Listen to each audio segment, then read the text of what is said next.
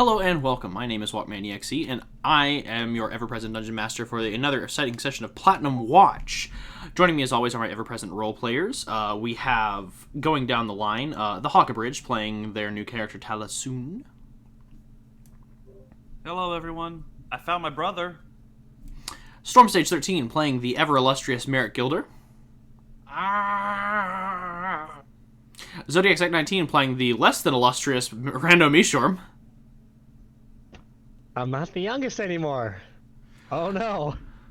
Red Beast 13 playing their new character, Gallus Morgulus. I got the name right. Fuck you. Yeah. Hello. And Vexatal 24 playing their new character, Yuza Peric. I'm feeling a lot of emotions. One of them, but the most is intrigue. So when last we left off, the party had arrived in the Feywild and had met with the Witch of the Woods, where she had struck a deal with them to get them into the court in exchange for some assistance with a project that she did not tell them anything about, and they agreed to help. She offered them additional assistance with one of their endeavors in exchange for an additional favor to be named at a later date, and they opted to not take that deal because they already owed her one and they didn't want to owe her another.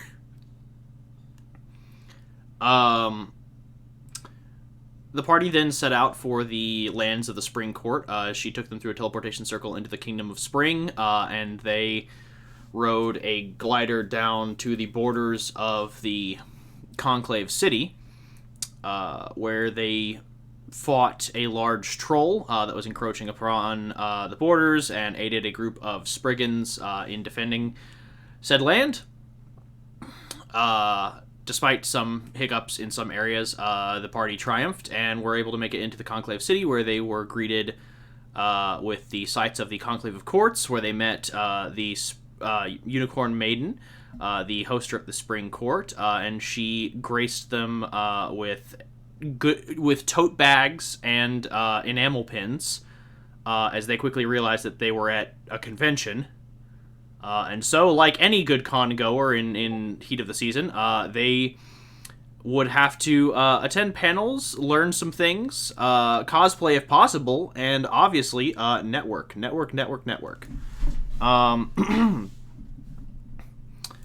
Arriving back at their room that they were sent to and picking out their beds, the other beds magically vanished upon them picking out theirs, and then a knock arrived at their door, where they met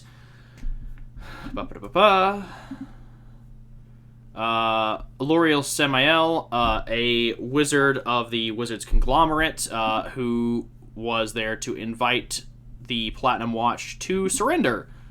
The group, of course, not doing so, as he had very flimsy leverage, which he advised them was intentional. He then left them God,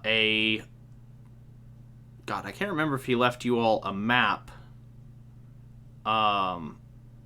or it was a statement of who was there. It's been a while. As I recall, it was just like a magic mouth message saying, "Come to this room at this time on this day." Yeah, it was I believe 2 days from now. Yes. Yeah. So you have 48 hours to arrive at the time and place to do the thing. And until then, take in the sights, enjoy a panel, meet some people, make some alliances.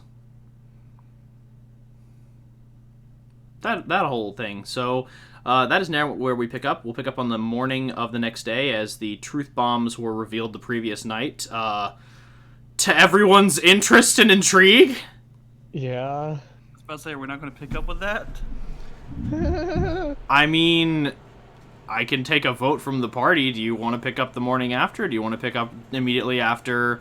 I'm fine with continuing this awkwardness. Let's No. do this. All right. Who's going? Well, that's a vote of 4-1. I'm sorry, Zach. Awkwardness ensues. So yeah, immediately after Tala Yuza revealed her stuff, and Tala essentially revealed her lineage. You hear Aw. Merrick in the distance just slamming his head against a wall. Well, these walls are are modeled stucco, so they more or less give under the weight of your consistent barrage. Damn it. Well, I mean, look at it this way. You are a rock star. It is traditional to destroy a hotel room. Yeah. Oh no. And it's not magic, so you'll be fine. Commander, we have to pay a deposit on this room. I throw like a platinum on a bed or something. Yeah, it's not like, I was about to say, it's not like you don't have money. As he consistently breaks down more of the wall with his face.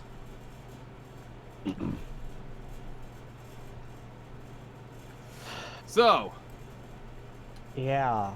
Well, that's interesting. Surprise? Yeah, no, that's fair. That's a fair statement. I was not expecting that. I will admit. Why did I put 2 and 2 together? Trade one Doslin for another. Well, I don't claim the name. No, same. It's okay. It Welcome to was the club. it's technically on my birth certificate, but I don't really claim it. So, you know.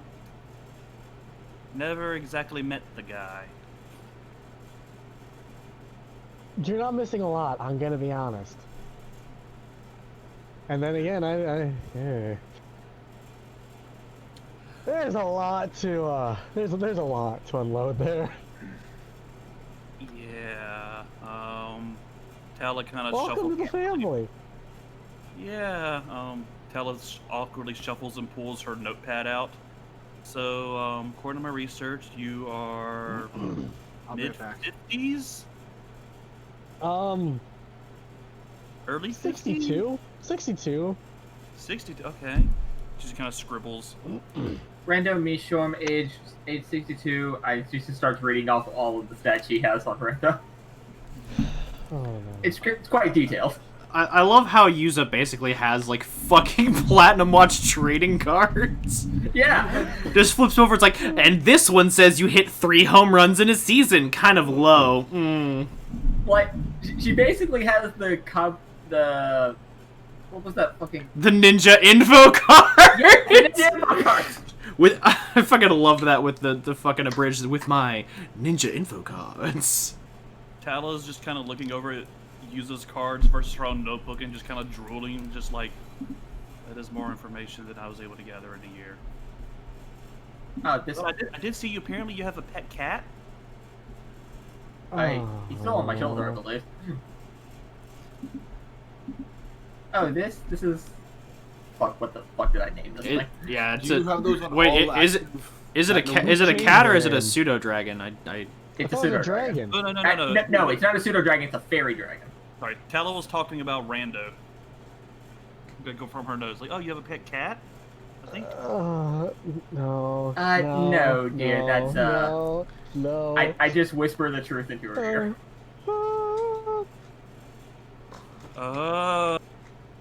I don't even Like, I would know. prefer something different then. Also, He does technically have an adopted dragon brother. Also, wait, Yeah. yours is a fairy dragon? I thought pseudo. Wait, which one's the one that's a better familiar? Fairy dragons or pseudo dragons? Fairy dragons are the ones that have the familiar variant. Okay. Sorry, I get confused easily. I have a lot of things I manage. Things slip through the cracks. Yeah, Tala just showed Pseudo dragon is the one warlocks can choose. Ah, that's right. Yeah, Tala shows her notes, so she's like, "Oh, I have that one, the dragon brother."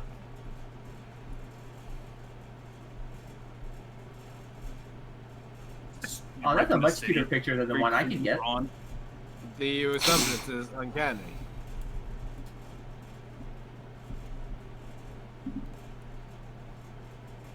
Not all of them, actually. The only dragons I've met have been very benevolent. Oh, that's nice.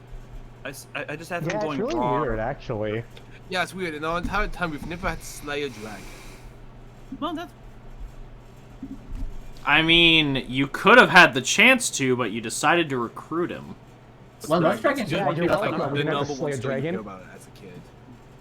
So, That's fair. Rando, I guess you're my big brother? Oh, I'm assuming Considering the age difference. again the youngest. No, I'm early 20s. You're older. Hello. There we go. Okay. User writes that sorry. down. Well, what the? This just brings up more questions as to what he was doing 20 years ago. You mean someone? Do you want month, week, I will kill you season? if I have to right now. I'm very tense right now. Okay. I know we need the allies in this room. Wait, are you talking about killing me or Yuza? Yuza, maybe, I don't know. Someone might die. I don't want to though. Well, glad you clarified that bit. I mean, you say you wanted information. I literally have tons of information here. Yeah, I was about to ask about that. What information do you have? Depends on what information you want. Can you tell us more about this college that you come from? Its people. We're still under the effects of the Zone of Truth, aren't we? Yeah. Yes, technically.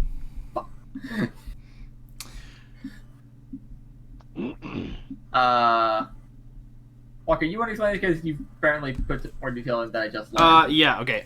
So the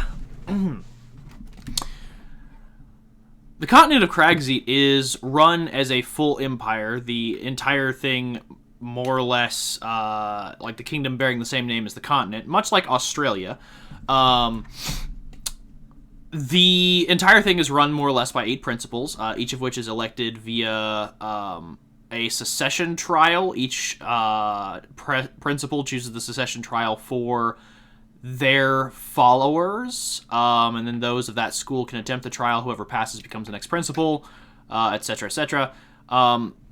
It's not to say that there are only 8 schools of magic practiced within Cragseat. It is a place of experimental magic, so a lot of them are practicing other magics as well. There's just 8 main cities where the 8 main schools reside. And the one that Yuza comes from, like, do you want to cover the one that you come from specifically, or do you want to just cover, like, the general basics of the continent? Just the basics of the continent. I didn't ask about my place in particular. Okay, so more or less the mages rule everything there. So wizards, bards, clerics, druids, warlocks, sorcerers basically run the fucking show. If you are a soldier that adopts magical energies later on in life, say like a ranger, a paladin, eldritch knight, arcane trickster, etc., your station in life improves. But for the most part, anyone without magical talent is treated as not like a second-class citizen, but it is made clear that they are deemed inferior. It's kind of like the it's kind of like Teventer that, Imperium. Yeah, it's kind of like that that mage nation in Magi. Yes, Magnestadt. I think No, I don't know how it's pronounced. Magnoshitat. Thank you. There you go. Yeah, it's basically like it's not that they're like, again, second-class citizens, but some of the mages there more or less view regular folk as livestock or assets. There's definitely a superiority complex. Yeah. It's not necessarily like the, and I'm just broad stroking here. This isn't the Getting like some high rock vibes. This isn't the reflected bias of the entire population, but it is the majority. Gotcha. And suffice it to say, people like someone you encountered before, Melody Keel, the military is more or less the only escape from said life of defined servitude, but even still, there is a limit to how high you can climb without magic. And so some people make choices that one would not Mm-hmm. probably think are great choices. To put it in context for Storm, Red, and Hawk, it's kind of like a Damon or a Trace situation, if you will.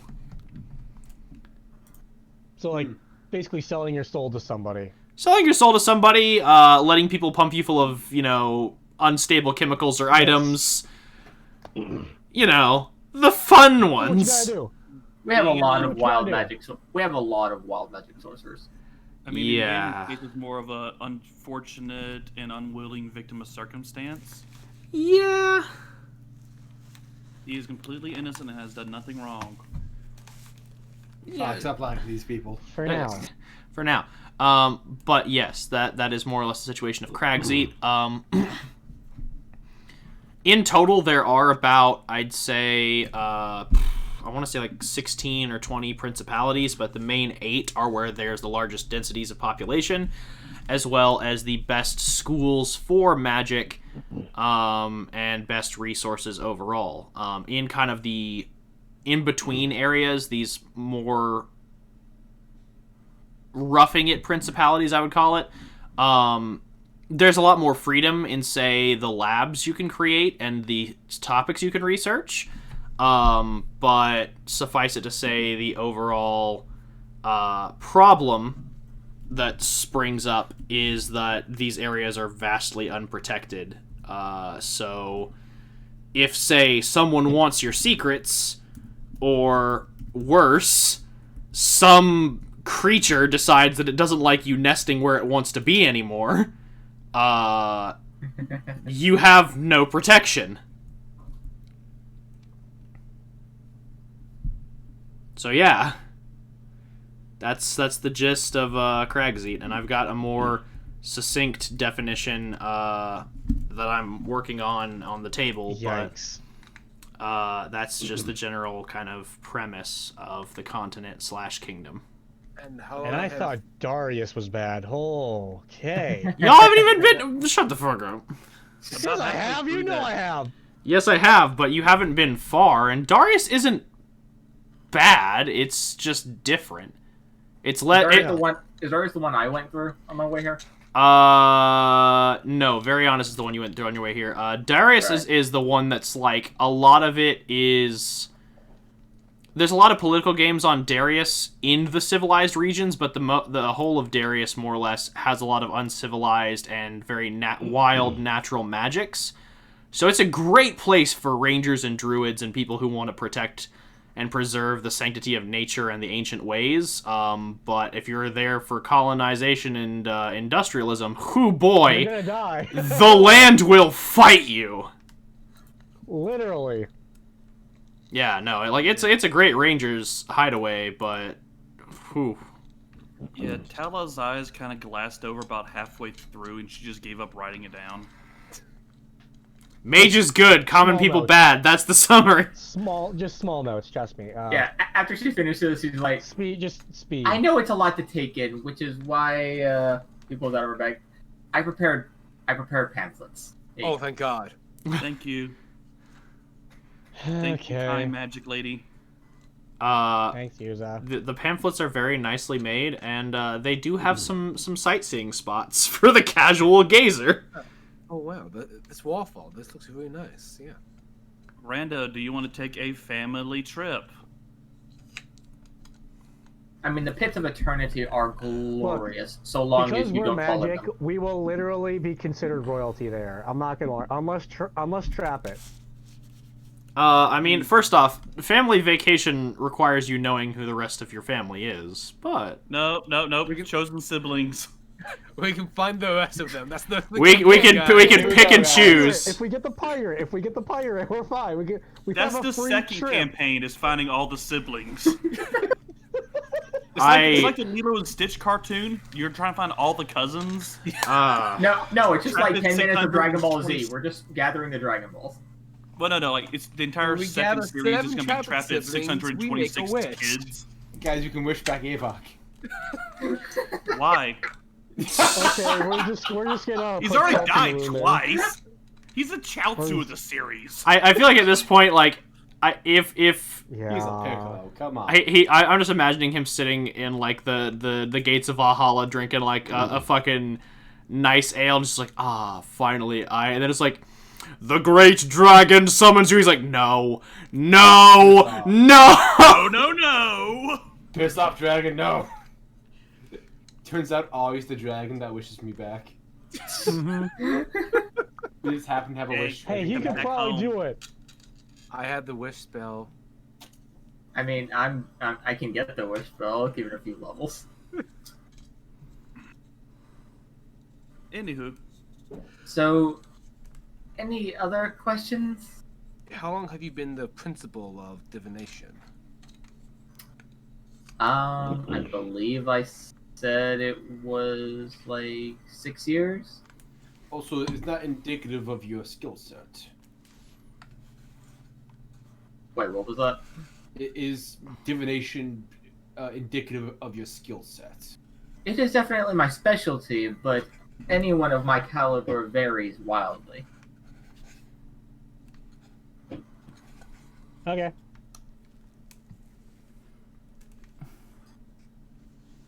Any more questions for the class? yeah, Yeah. the zone of truth is up. If you have any questions for her, me, anyone, I guess. Just I have general plenty of questions, question, I but I'm suppose. good. Can we expect any betrayals going forward? Figured I'd get that one out of the way.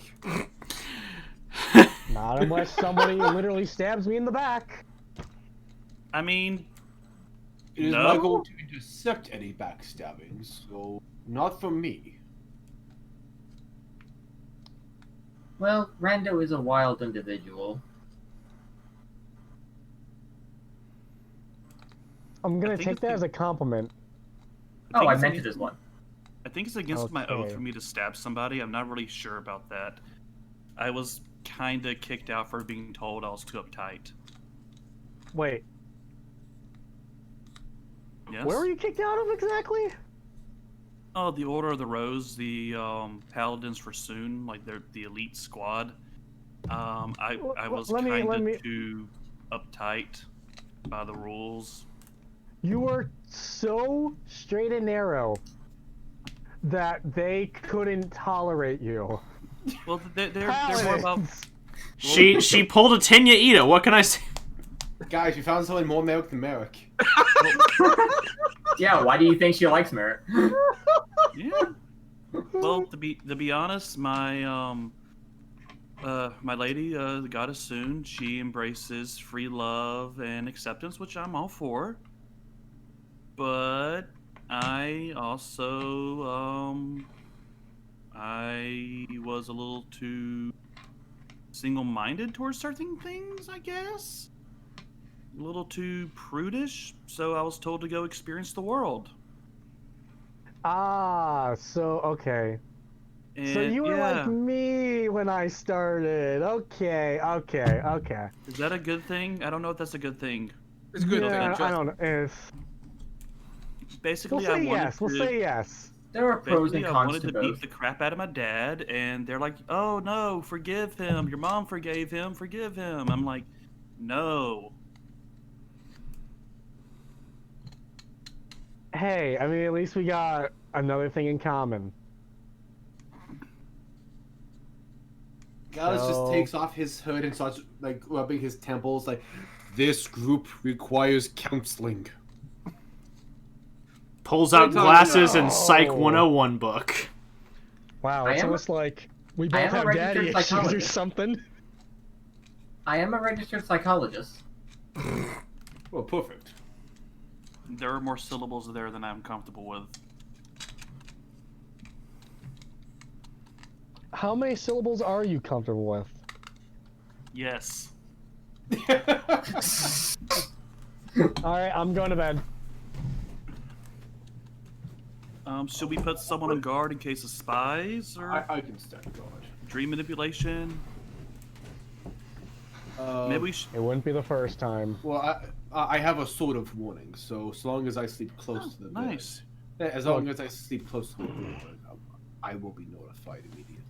That is nice. Just put me on third shift and I can watch the rest. I mean, Gallus, Yes. this is a question that I asked Trapit, but I have to ask you. Did you optimize your settings? I did optimize my settings. I remember we had a discussion about this. Shut up. Shout you from the void. Shut up. Did you hear that? Yeah, like it has that earthquake feature that some alarm clocks have, where will It'll just literally go. shake, Yeah. it would shake the bed and be like, "Where?" Also, it also has a verbal alarm that sounds like Samuel L. Jackson saying, "Wake the fuck up!" Is it muffled by the sheath, or does the sheath act as a magnifier? Magnifier. Oh God! I have had it with these motherfucking ninjas and these motherfucking. It just starts vibrating violently. It goes, "Hey, motherfucker, wake up!" By the way, I'm not gonna lie, it is so nice having a character like Tala who literally just has like 5 things in her inventory. I'm sure. Oh my Compared god, I to can't Ben. imagine how that horrifying, compared to the horrifying 4 pages of inventory that like Trapit and Damon have. Y'all can always narrow that. Dude, you keep buying stuff. I know. He is a hoarder.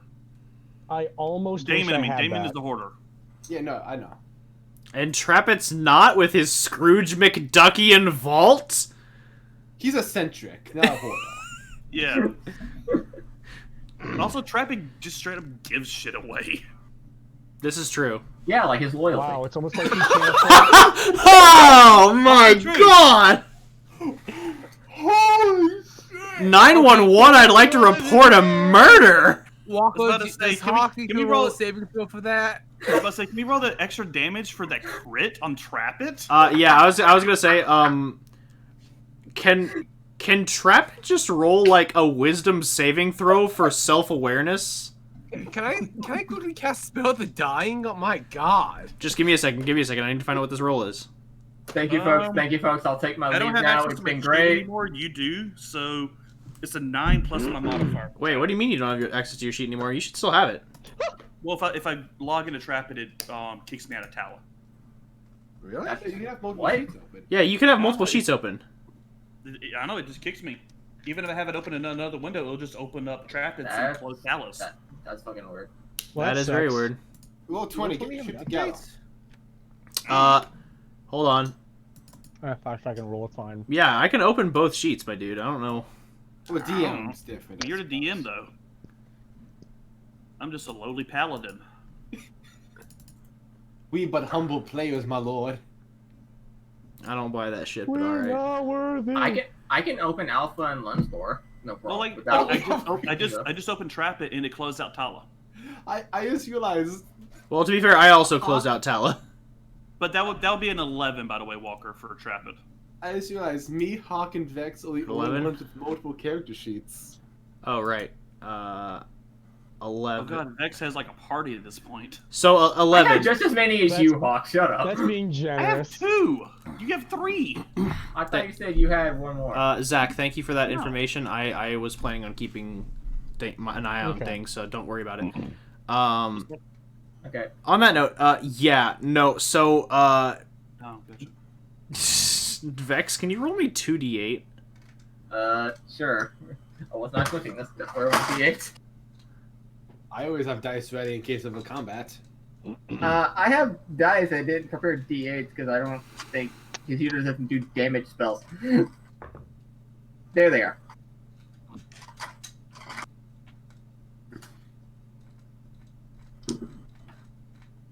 That would be 12. Yeah, so, yes, please, Zach. Trapit, you're sitting in the deep archive, and you feel like this prickling on the back of your neck, like something's not right with the universe, and as you sneeze, blood comes out. You're not really sure what to make of that. Trapit is dead. Oh no. No, you're very much alive, but you feel like someone from a vast distance away, perhaps another plane of reality, has hurt your feelings. You assume that Trapit has feelings anymore. Okay. Anyway, Great moving on. restoration, he now has feelings again. Moving on. So Gallus takes first watch. Roll me a perception check. Do you want me to like put up? I do have a spell if we want to guarantee a safe night's rest. That would be helpful. We'll have to get really close together for it, though. Cuddle pile. I take it. I spent the next 10 minutes casting Lehman's tiny hut. Oh, the tiny hut spell, nice. I mean, yeah, you can't waste spell slots on the Magnificent Mansion this early on. I don't have the mansion. How dare you? Milks will go grab all the pillows and just lay them out and make just like a makeshift Pillow pond. fort. Well, Merrick views it as a military construction. Everyone else sees a pillow fort. I will keep Ichabod out of the tiny hut so he can keep watch if anyone comes in. Who? My Oh. owl. Yeah, That one. Who? I get it. Curious. Also, what do you mean Rando What was it? can't drown? You are no longer my brother nor Oh. my son. I And his looked. own What is the Randall has a relationship? necklace of adaptation. Oh yeah, which gives you the ability of I can breathe normally in any environment. Right, I forgot about that. Totally forgot I had it. Good to know. Does that? 19. Y'all does that might mean just you- want to keep like separate inventory sheets for your general inventory and your fucking magic items. Which, by the way, does that count if there's nothing to breathe, like a vacuum? Any In environment, my my instance, I would say yes because in that scenario, you would be essentially running off the breath that is in your own environment. You'd basically Circular be breathing. circular breathing. It'd be like it's the way I view it is kind of similar to an air genasi. Okay. So yeah, Wanted to roll in on that. first roll, 19 perception. You're fine. Nobody enters your room. Nothing happens. Ichabod, stay vigilant. Your owl gives a prompt salute. Excellent. Good job, Ichabod. Realize I'm slowly creating the most desirable NPC. I like to imagine that the owl is just standing on top of the hut, just like hopping in the 4 cardinal directions every second. He occasionally sees a rat and fans his feathers up, and the rat runs away. Should I stand guard for the night or with the pillow fort? Well, Gallus took first watch, so it's up to whoever who wants to take second or third. I guess Tyler will take Like I second. said, I got honestly, third he takes second. jump. Yeah. All right, roll me a perception, Tala. Okay. Get my dice out.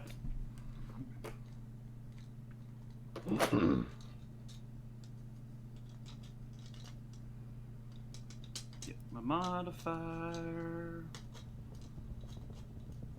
Perception, you said? Mm-hmm. God, I missed Trapid. Get a 20 though. All right, yeah. Still nothing. Okay. Percept, my boy. Yeah, Percept like your if life I depends on want it. to. Use that druid wisdom. 26. There we go. Yeah, there's still nothing. It's almost like there's a rule against messing with people in their rooms. Don't chance it. We don't care. Walker, you've made us paranoid. We've learned not to trust in this game. It's also not like we were in an impenetrable dome. And besides, it's not like I'm asking you not to trust. I'm asking you to be smart about who you trust. Yeah, trust no one. Even then, we've literally been stabbed. We've been stabbed over by cosmic entities who changed the rules of a game. Well, to be Because he was fickle. that was made of I even told you the rules were gonna change. I even said this. Yeah, we all know it. That's against the rule. and note, Rando was the only one who didn't get stabbed in the back and did pretty well in his trial because he did a quiz on friendship. Hey, Avok was really good with that. Avok got those gains. Yeah, you did. You did outsmart him with the fact that he has no upper body strength. Trap It made him want a cigarette. Yeah, you made him desire lung cancer. Congratulations. Congratulations, you did it. Trappist played the long game, damn it. Congratulations, you've won! Charlie, my boy, you've done it! It's all yours! Oh boy, what do I win? Lung cancer. Anyway, But oh my god, holy lung cancer. So the morning comes quickly, and you all you all know that in the schedule there is like an opening ceremony that you all missed yesterday. But there are quite a few different panels today by different speakers and guests, as well as there is a large. I'll go ahead and drag y'all over to the map, and it's actually not far from where you all are located. You all are at Center Hall, which is the main housing area for all stayers of the all goers of the convention. Leroy's Loft more or less serves as kind of like the central events building. It's the main castle of the Unicorn Maiden, and it serves as more or less a staging ground for like the big political discussions, as well as key speaker panels, things like that. Of course, the fairgrounds is where you'll see most of your events, and you'll see a large gathering of people trying to sell their wares, you know, like artists or perhaps dealers, vendors. Panel buildings are kind of on the far side of the city in a collection of open buildings that are currently being used for this gathering. There are conflict zones as stated at kind of like the four corners of the city. I just lit up one of them that's kind of closer to you all. And then, of course, there's the gatehouse, which is kind of the central in and out point of the city. There are two others, but those are designated conflict zones. So the main gatehouse serves as kind of a checkpoint in and out of the city, as well as generally a place where you can go to get information from staff. You know, it's kind of like an info center. Okay. Just want to make sure I understand that correctly. Mm-hmm. So the gatehouse is sort of like entrance zones? The gatehouse is more or less, you know, like how every con has a place where you get your badges and shit, and then It's registry. Yeah, it's registry. And it's also like and also over by registry is usually like the info center, security desk, you know, weapon registration, as well as like you can sign up for events, things like that. 5 is very self-explanatory. You go there and you fight people, yeah. Yeah. 4 is panels. Was it 3 that was? 3 is main events. Okay, main events. And it's also where all political and military discussions are held. So if you're looking to build alliances, 3 is a good place to kind of hang around. 1 is another good place to hang around. It's the fairgrounds. It's where you can do a lot of wheeling and dealing with various artists, merchants, tradesmen, etc. And 2 is just sort of like bunkhouses. It's where you're staying. Okay. Well, so if our mission is for political allies, the loft may be one of our objectives.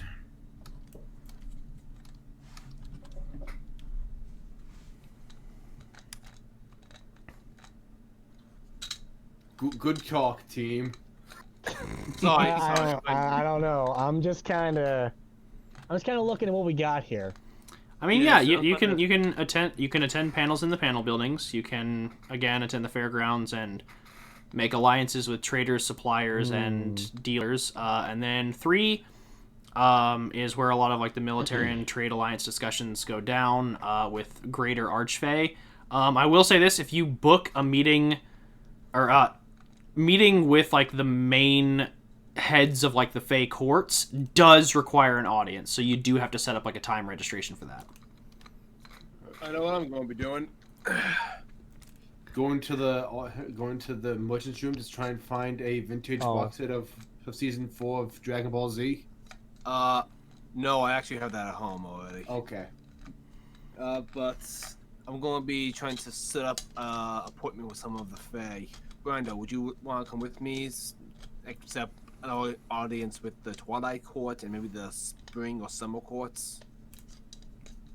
I can definitely do that if you want me to. Yeah, so, you said we're going to the loft or the center hall? Center hall is just lodging. The loft is where you'd want to go. Oh, okay, so we're going to the loft. Gotcha. Hold on a second. Well, we all have earrings again, right? Yeah. You all have communication devices. I will say this. Silver Dawn Inquisition being more private sector and not public sector, a lot better equipment. So, suffice it to say, your communication devices have been upgraded to the point that they work within a 1 mile radius. Woo! So, you could essentially talk to one another across this entire city. Nice. Good to know. Gallus just sort of taps his mic and just like tests, like, are these still working here? You get like a lot of feedback. Yeah, that's why I'm like, yeah. Like and hearing. Ow. They work very well. Oh god, I've is this what been my hearing auras too, I feel got like you. the people? Oh. Just want to make sure that these weren't turned off. Reminder, we aren't allowed to magic. Good to know. We aren't allowed to aggressive magic. That is the answer. But weird. Ichabod was. They didn't like Ichabod. Maybe they don't like aggressive magic or owls. It's more the fact that familiars are commonly used to spy. So they don't like them.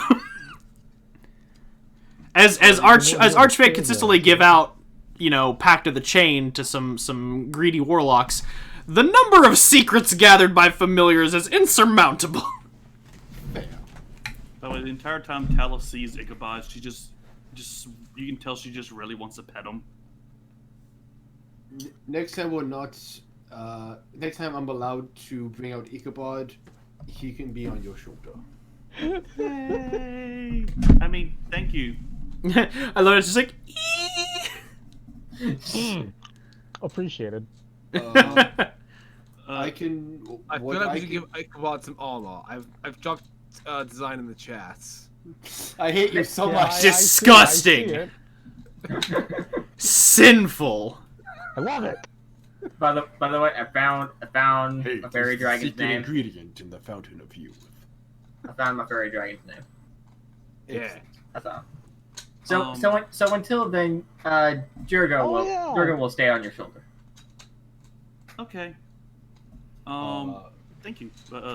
Lord Commander, what should I be doing while you're at the Feywild? Whatever you feel like you Also want be to in the do. Feywild. I will make a suggestion that I was going to do a patrol around the area to see if I could find any particular members of Eclipse or even Platinum Watch. If you would like to accompany me, Tala, 2 eyes are better than one. Yes, sir, Gallus. That sounds No wonderful. need to be formal. Oh, yes. Yes, Gallus. Gallus? Yes, that is fine. Well, no, I was saying yes, sir, but I wasn't calling you Sir Yes, Gallus. sir, comma, Gallus. Okay, silly me. I mean, I can call you Sir Gallus if you want. I mean, No, that's no, if you have a rank, I will certainly be willing to use it. Dude, no, I am not one for ranks. No. Oh, okay. I come from dirty Hobbit water, So just to As you confirm, say, my lord. Gallus and Tal are heading to the fairgrounds. I believe, I think so. Just fairgrounds and equivalent to once around general areas. Okay.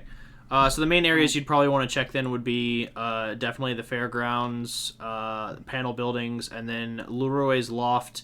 You shouldn't have to worry about, mostly because anybody trying to request audience from any organizations that y'all are opposed to, you're going to see there. American randos, so you should be able to check out enemies on your own. I'm excited.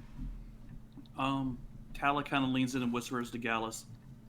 Do you think it'd be possible if we could also keep an eye out for the other collectible pins? 100%, we got this. By the way, Yuza, which group are you going with? I'm going with the political group.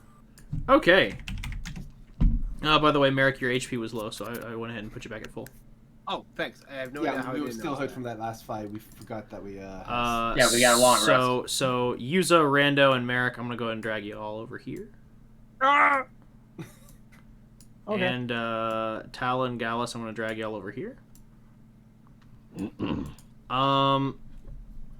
And we'll go ahead and pick up with the fairgrounds group first, then we'll go ahead and pick up with the political group. the Dunder Twins. It's the Dunder Twins, sure. Yes. Luckily, as I have figured out certain advantages, I'm gonna go ahead and drag specific characters to the map in question. Oh boy. As I will also separate the political group into the main hall for their event. Got some colorful stuff going on in here. Woohoo. And I'm going to go ahead and remove tokens that are not currently here by pushing them to the GM layer, so that'll save me time. There. Be gone.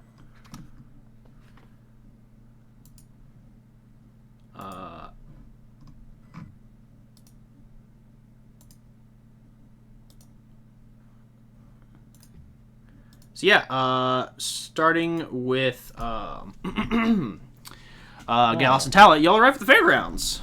Yeah. There are a wide collection of merchants and vendors and traders, all scattered throughout here from various places, in various corners of the material plane and planes beyond.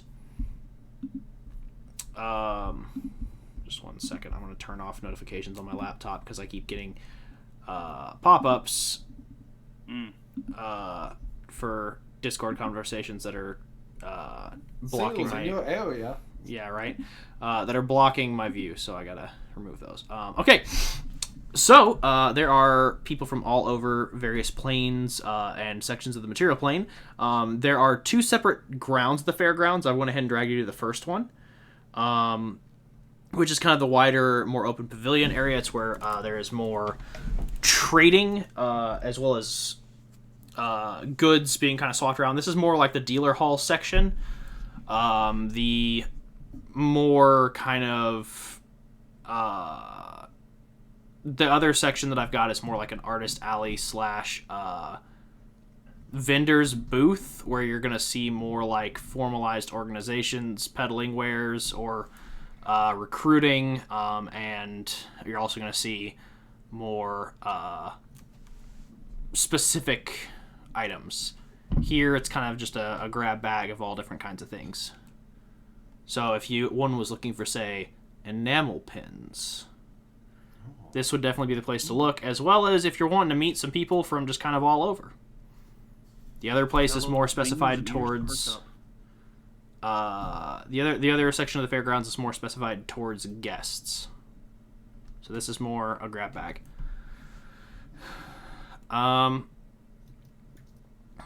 Yeah, so y'all feel free to go around to whichever number you feel like of the 7 that are on the map, and I will let you know who's at what.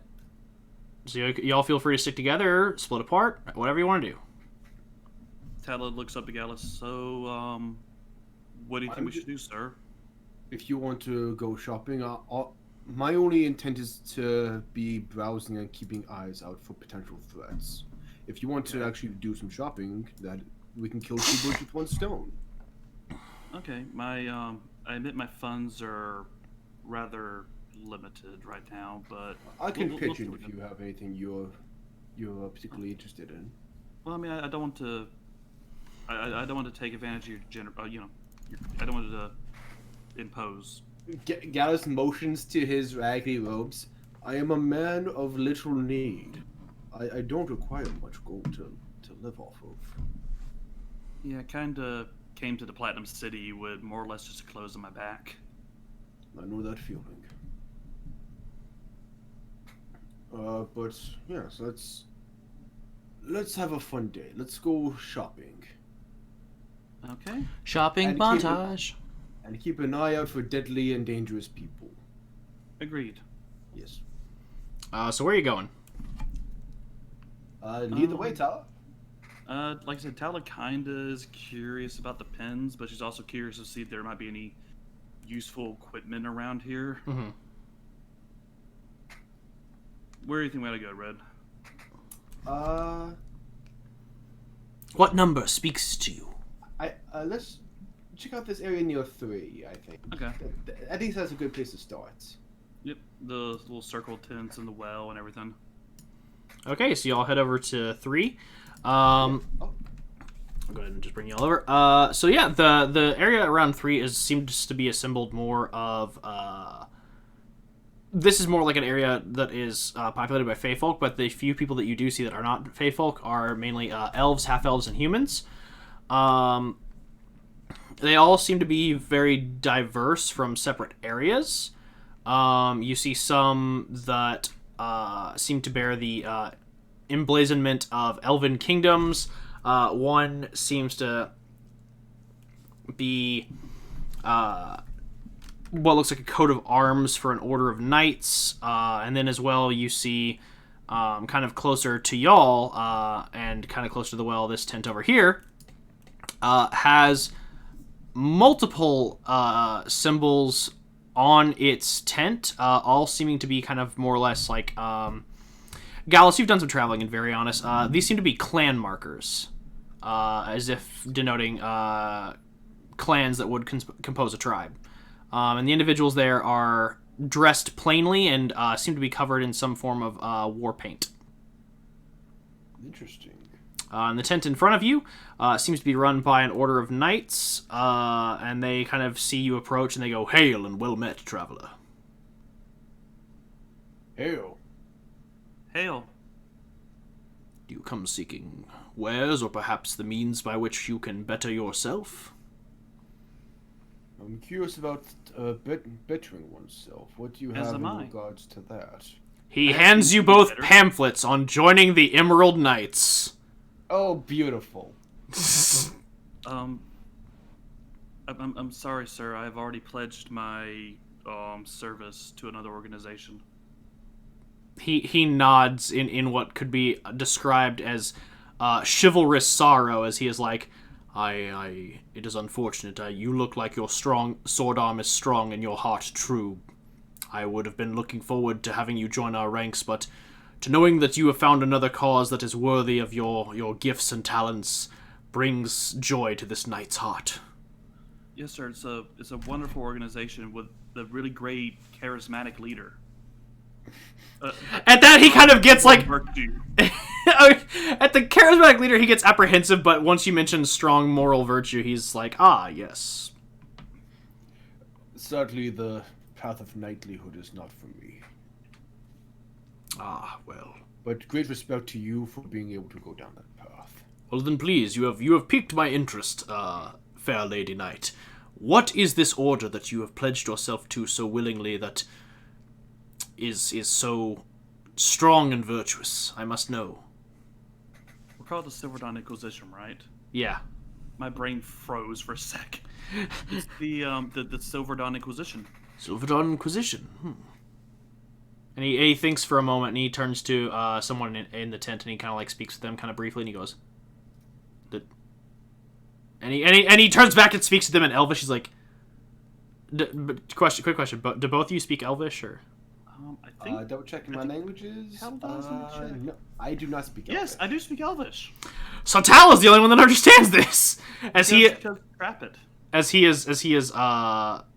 at first, like, you mentioned the Silver Dawn Inquisition, he's like, oh yes, the Silver Dawn Inquisition. He's like, kind of thinks about it. He's like, and he asks his partner in Elvish, like, have you heard of the Silver Dawn Inquisition?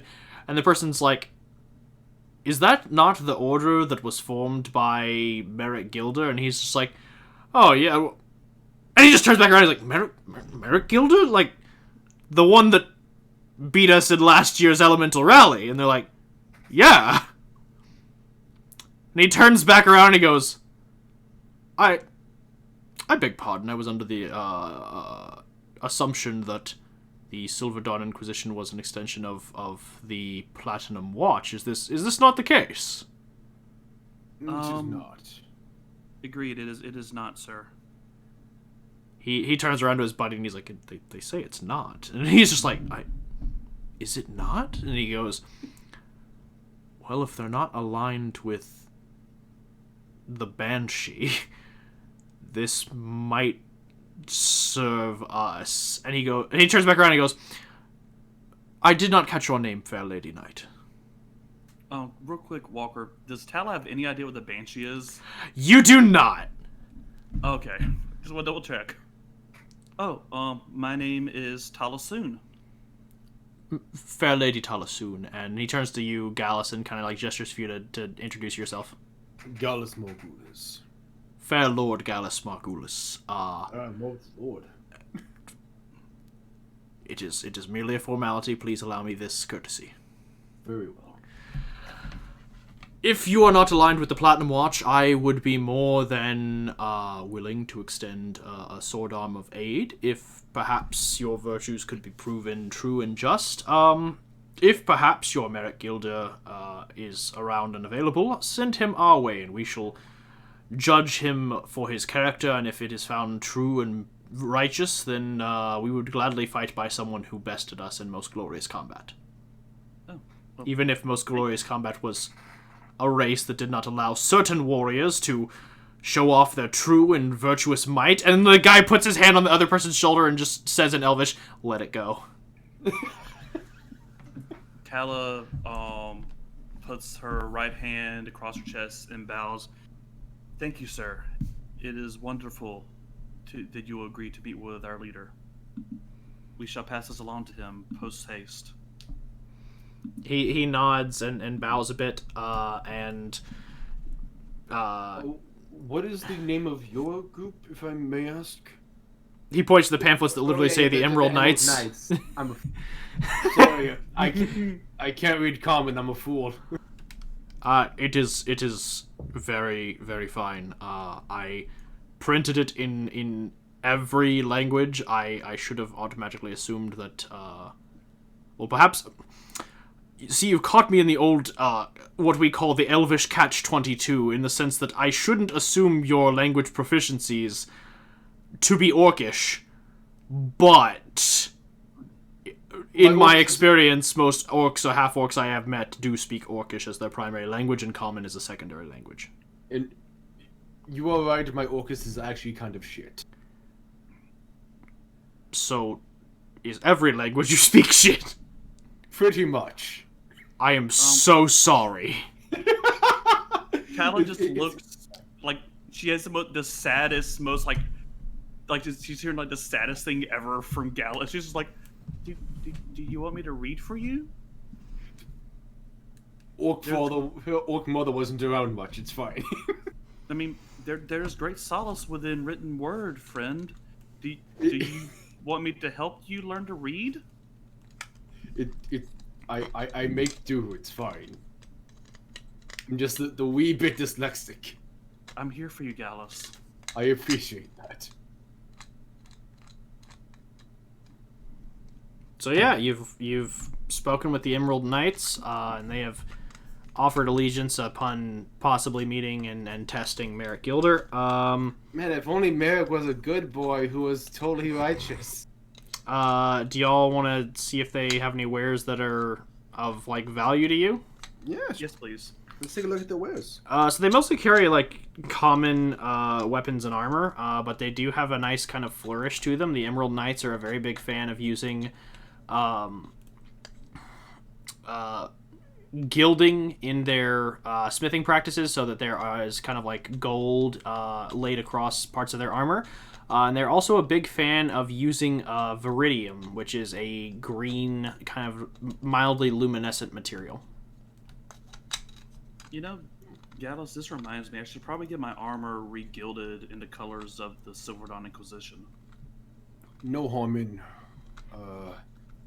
recognizing your past.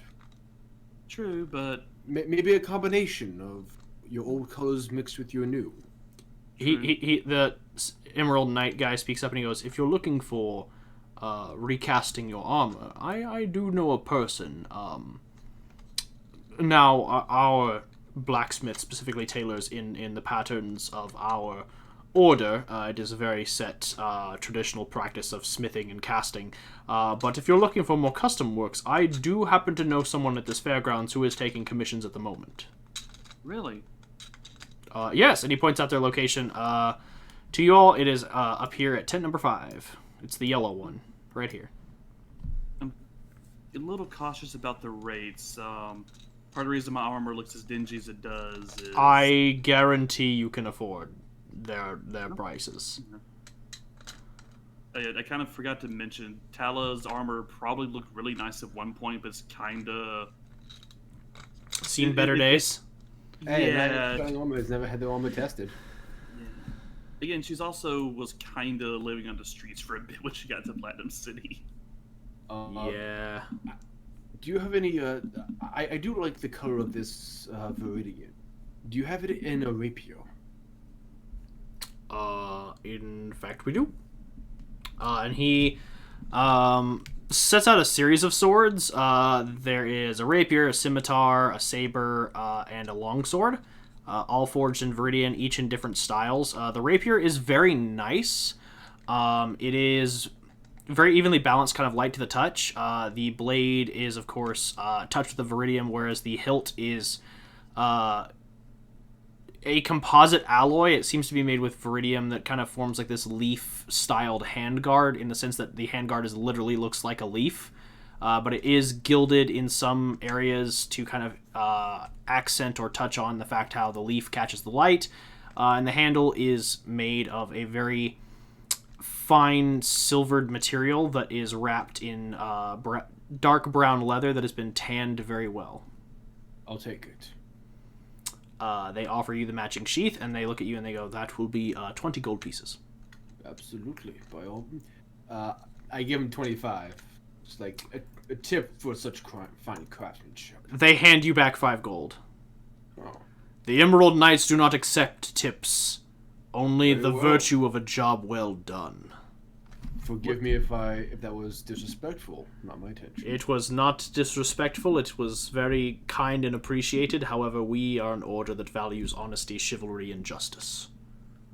I'm going. I hope you get along with Merrick. I get the feeling I'm going to like you. We hope to like you as well. But we shall have to test this man, after all.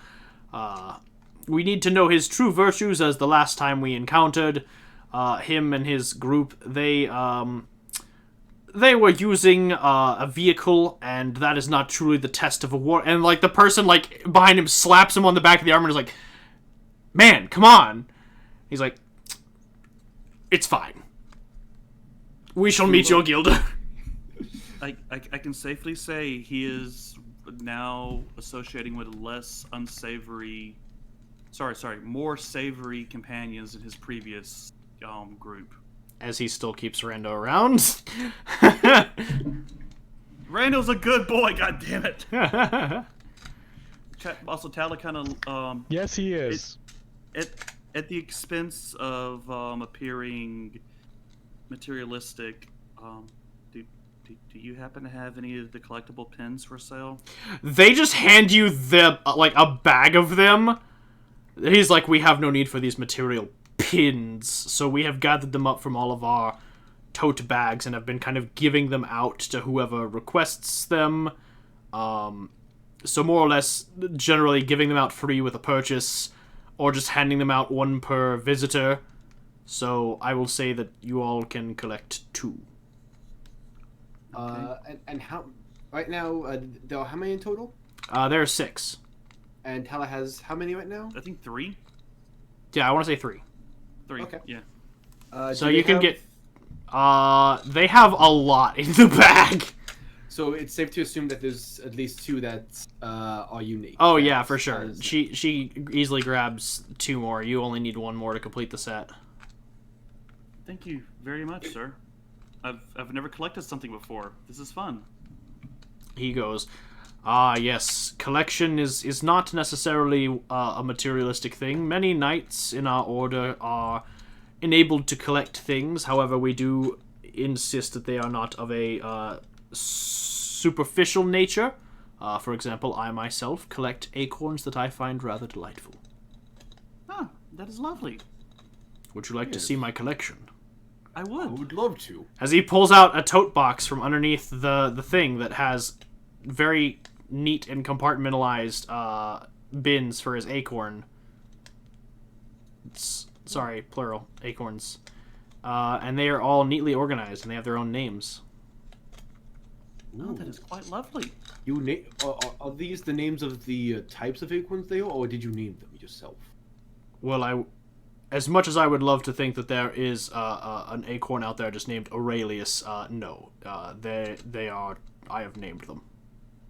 Oh, I see. Okay. They are quite lovely. Thank you. I had a druid once who tried to animate them. It was most horrifying. Oh, I'm sorry. This is fine. They are now not animated, and that is the key benefit of this transaction. Excellent. Well, you never know until you try. And now you know. Alright, shall we check out the armors? Yes, I'll get agreed, the armor agreed, sir. tested. Also, as we're just going around, Avox just... I did it again. Gallus is just keeping an eye out for potential threats, or... As is Tala. I feel like it's the downside of you playing a monk after playing a monk. I really didn't think this would happen. we Gallus- need... Gallus is keeping an eye out for. Gallus is keeping an eye out for Avon. Yeah, exactly. Also, they're both tall characters with deep voices. It happens. It does. It's There's a fine. reason I'm playing Gallus something is just sort of the Avok, opposite of previous traffic. version of Avok. He's Avok 1. Yeah, Mommy, it's I want an Avok. We already have an This Avok at version- home. He's pre Avok before Avok was Avok. This Avoc is more powerful. He has a beard. No. It's that meme. Mommy, I want to buy an Avok. No, sweetie, we already have an Avok at home. The Avok at home is Gallus. Hello, I Fair. have Yeah, finished. I have finished cleaning the kitchen, and oh, I see. You've come with a new Avok to replace me. Well, that's fine. I know when I'm not wanted. You got a Cast name brand on the old Avok. Oh, we got a badass over here. Oh, someone got the limited edition Festival Avok. I see. Hmm.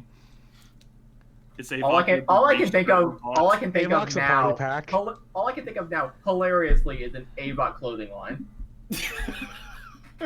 That would be the cruelest irony to put on this man. It would be. No, shirts. By the way, Walker. can I Even roll- crueler irony. Can I roll those to see if there's anyone of note or anyone following us? Oh yeah, for sure. Yeah, likewise. What should it be? Perception. Perception checks from the both of you. That's a 4. 33.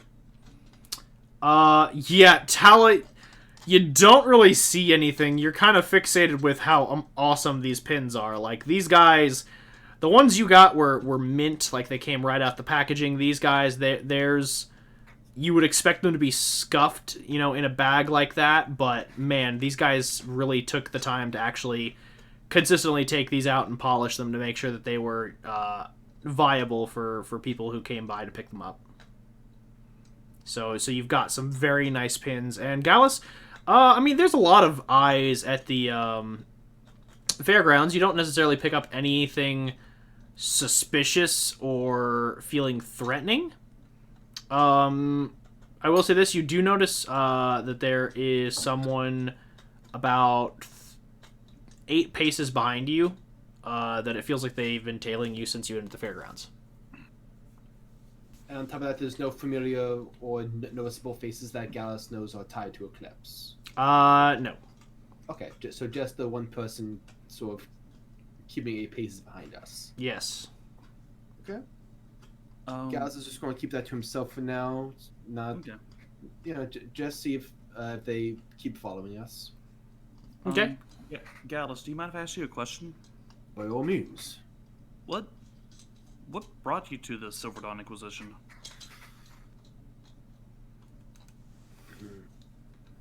That's a complicated answer. Me and my father, he raised me away from most civilization because where he grew up, half-orcs were not too common. It was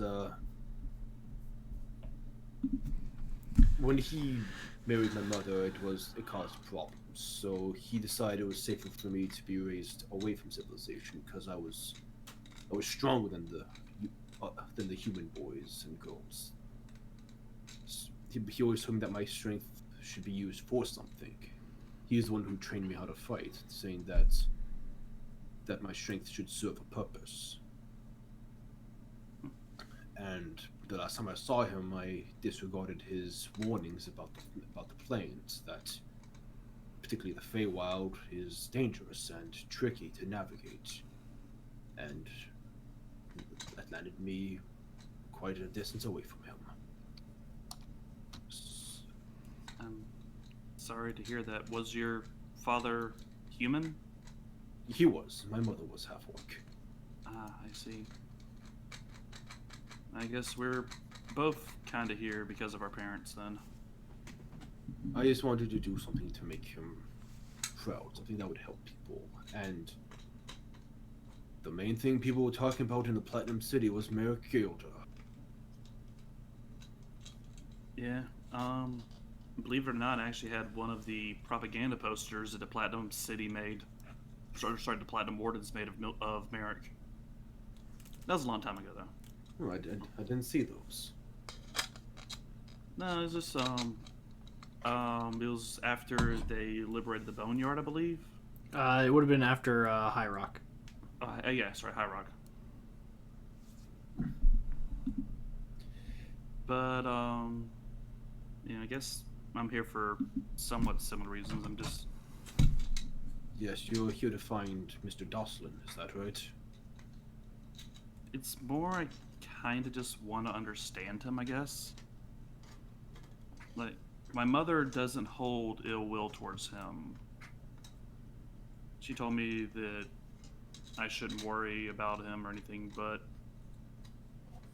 I don't know, I guess I saw the good. I thought he was doing good with the Platinum Wardens, and then he murdered Avok. Avok was one of the partners on their team. I don't know if you've heard of him. I don't think I've heard them. I don't know if I've heard about him a lot. Was he the big one? Yes, the Goliath, I believe. So once I heard that he betrayed the team, I felt that someone in our family should be held accountable. So after I was told to visit the world, explore the world from my unit, I decided to find my way to the Platinum City. Find out what I could about Docelin and the rest of the team, including Rando. I will say, it is a shame what happened in Mr. Dawson's future. I don't think that necessarily erases the good he did when he was with Merrick and Rando. It is a shame that he could not continue to do more good with them. I mean, was any of it real, though? Was he working for Eclipse the entire time? That we'll have to ask him when we find him, I suppose. I suppose. It is... I do think that many mistakes were likely made in that fight. Mr.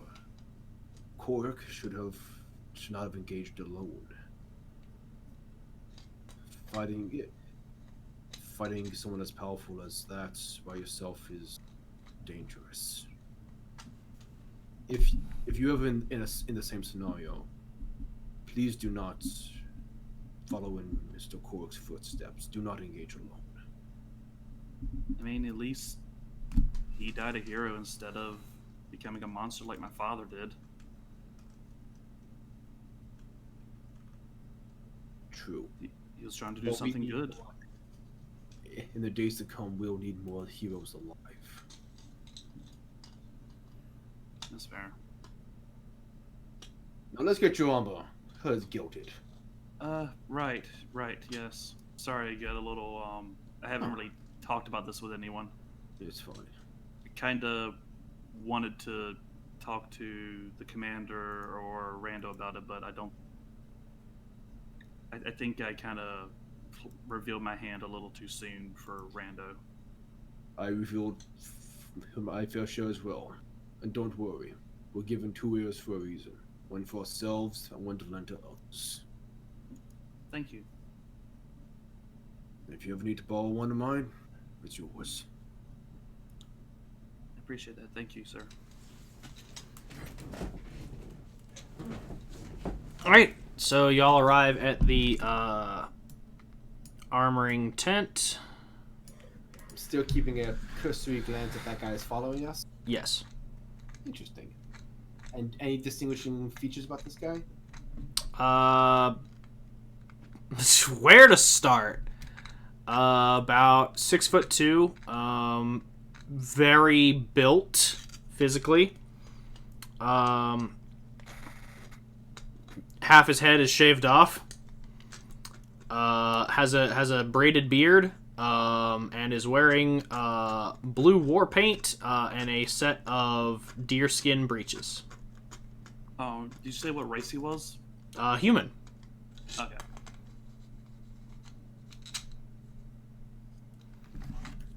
And just picturing like the guy from the covers of that old Viking game that came out on PS3. This is full on a Skyrim Lord. I want it. I'm just gonna keep an eye on him for now while Tala does commissions the gilding. All right. And when we stop here, does he also stop? Yes. Interesting. So Tala, you arrive at the tent, and there are only 2 people manning it, but it seems to have attracted a large crowd, as its popularity has boomed. The 2 people that you see over there are a half-elven man. You'd estimate about 19. He seems to more be the apprentice as he's running around frantically gathering materials for the craftsman, who, in odd enough fashion, is an older elven man. You would say probably an Eladrin, judging by his denotations, a member of the Spring Court. And he is just hammering away at stuff. Sorry, not Spring, that's the wrong color. Summer Court. And he's just hammering away at some materials, and this man is working quick. I mean, this guy is working faster than any blacksmith you've ever seen before, and you've been with the Silver Dawn Inquisition for a bit. And you've also been around the smiths of your Knight Order, and this man is moving faster than any of them. Wow, that is impressive. Yep. And you see that everyone, more or less, is gathered around, but you see above the tent is a very large sign that just says, pick a number, and you see a small ticket taker to the far right of his tent. Alright, Tala takes a number. 38. Oh, thank God. What number are they up to? 16. Oh, no. Gonna be a little bit then. If you want, you can do other things. It looks like I might be here for a while. Okay, I'll be right back. I walk up to the man with the lovely war paint. He kind of like looks away as you approach. Excuse me. He turns to you. Gade? I was just curious about the war paint. I've never seen stuff like that before.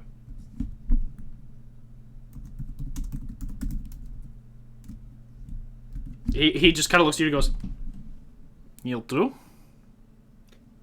Unfortunate. Is this, by any chance, is it giant? He is not speaking giant. It's actually a language you've never heard before. Dang. What do I have that could possibly help with this? He seems to understand you just fine. Do you speak common? He clears his throat. I speak common. Right. Well, that's too bad because Gallus doesn't. Yeah, I'm just I'm curious. I was wondering if I could ask you a few questions. I'm very intrigued by your war paint. I heard you the first time. Yes. Is it a cultural thing, or is it meant as a show of intimidation? Bit of both, I guess. It's always been the way of the clan, and you know, if it helps us intimidate our foes in battle, it works for me. But what clan is that? I don't see how that's any business of yours. I'm a little curious who's been following me, is all. Ah, and there we come to the head of the conversation. Aye, all right. Oh, how about someone who wants to make sure that you're not here to cause any trouble? Why would I be here to cause trouble? He just kind of looks you up and down. Is it an orc? Is it the orc thing? It's a little bit of the orc thing. Oh, that...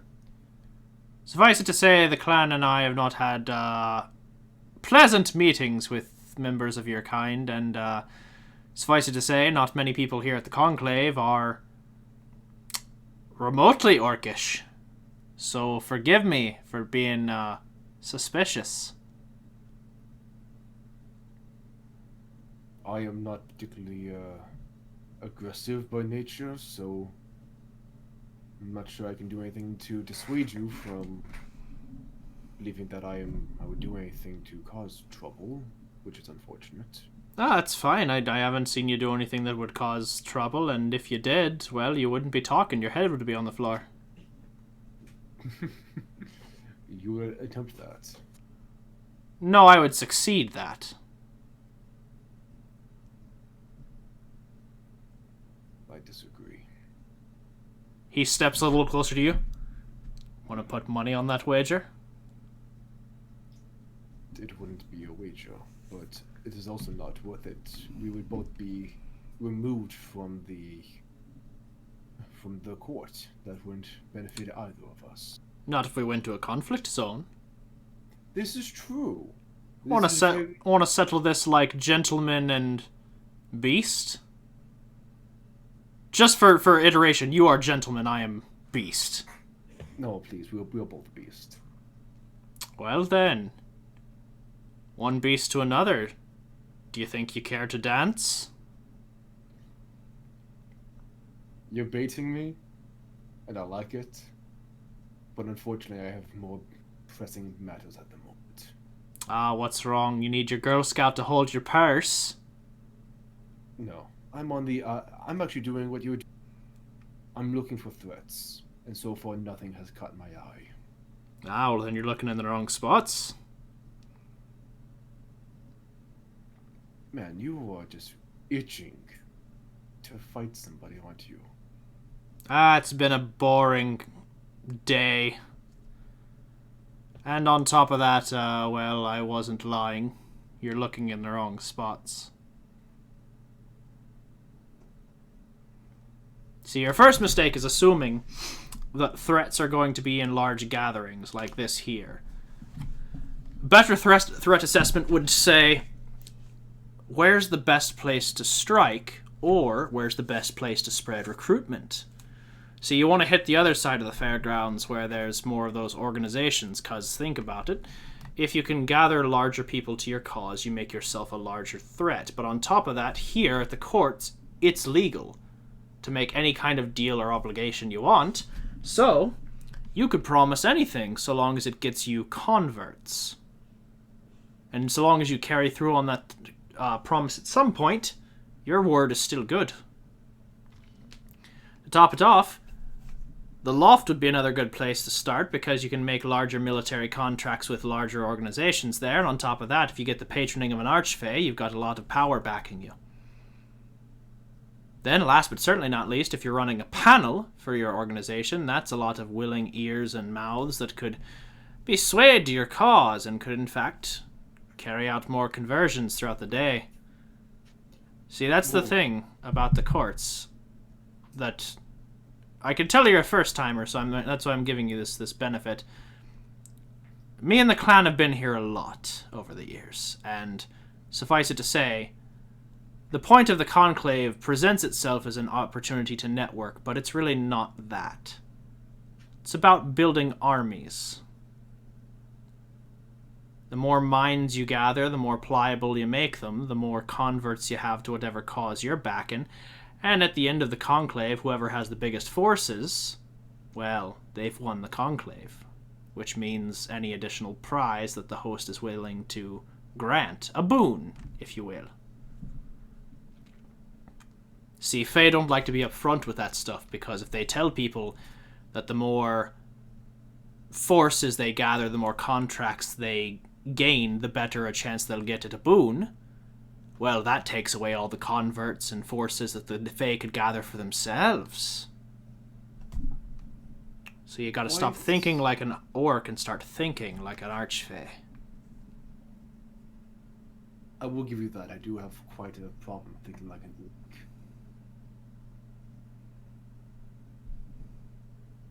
I will say, what was the name of your clan? That is, thank you for the enlightening lesson.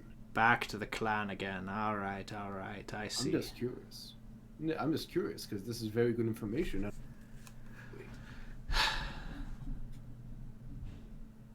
Well, tell you what. I'll tell you the name of the clan if you agree to join it. That's kind of counterintuitive.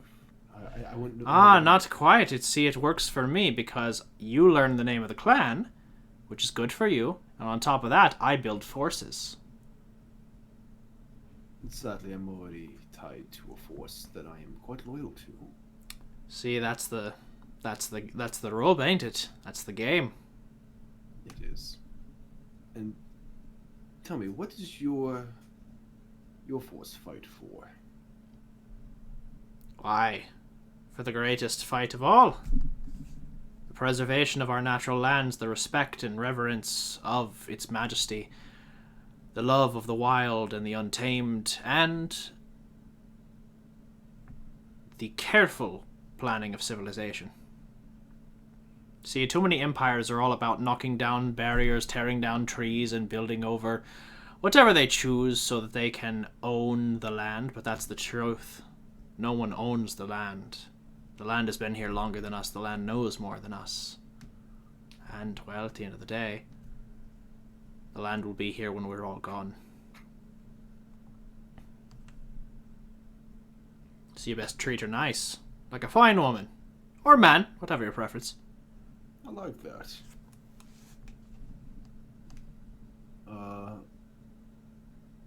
Tell you what. If you're still interested in having a fun little brawl, I'll meet you there. Just pick a time.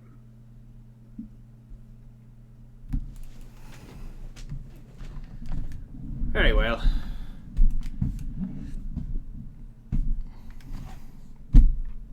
And he extends a hand to you. I shake his hand. He seems to have slipped you a time and place. Ah, cool. I will earring to Merrick and the others like, all right, yeah, we'll definitely go and want to keep survey the the lofts and the panel rooms. That's where a bunch of recruitment is going to be going down. The secret agenda of this whole place is to gather forces. Essentially, sounds like for an army. And if we gather the most forces, we get a boon and win, I guess.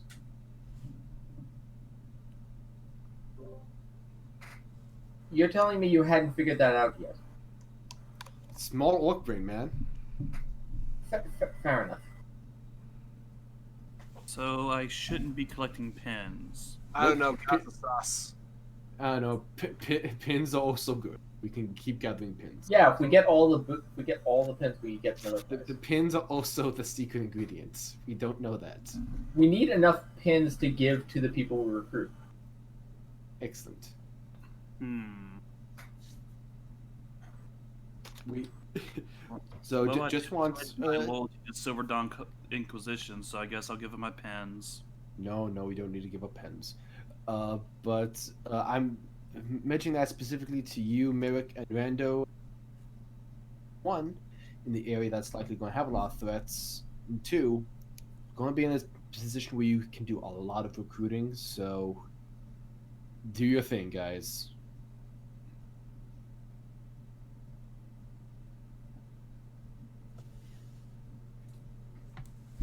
Was that one? I was just thinking to myself, charismatic recruitment's not Merrick's forte, but I'll do my best. Wait a minute. Oh no! Yeah. Oh no! The charismatic people are here. Yeah, you did that. Don't worry, you we'll made be your choice. fine. I mean, I've got decent charisma. Thank you. I don't have charisma, but at least I don't lie. I have In my one. defense, Paula thinks that Rando. She thinks that Merrick. Yeah, is I got a +4 charisma. Oh, thank God. So on that note, while we finish off with that scene, I'm gonna go ahead and get us over Charisma. to the scene for Merrick, Yuza, and Rando, so we can pick up with them. So y'all enter into the loft, and there are various levels of it, but the main kind of central area is known as the meeting hall, and there is more or less a line. I should probably move y'all onto the staircase. There is more or less a line going up the central staircase, leading to the main meeting room, which you're not sure. You kind of hopped in the line because it was basically like this way to like central meeting hall, which logically would be where you would book a meeting with the Archfays. So you all are in the line. However, you're not sure if this is the line to meet with the Archfays or to book an appointment because the signs were not clear. I swear, if this line is just to use the bathroom, I'm going to follow a very strongly worded letter. I'm just gonna assume it's the correct way. I mean, Definitely they'll the tell correct- us if we're wrong.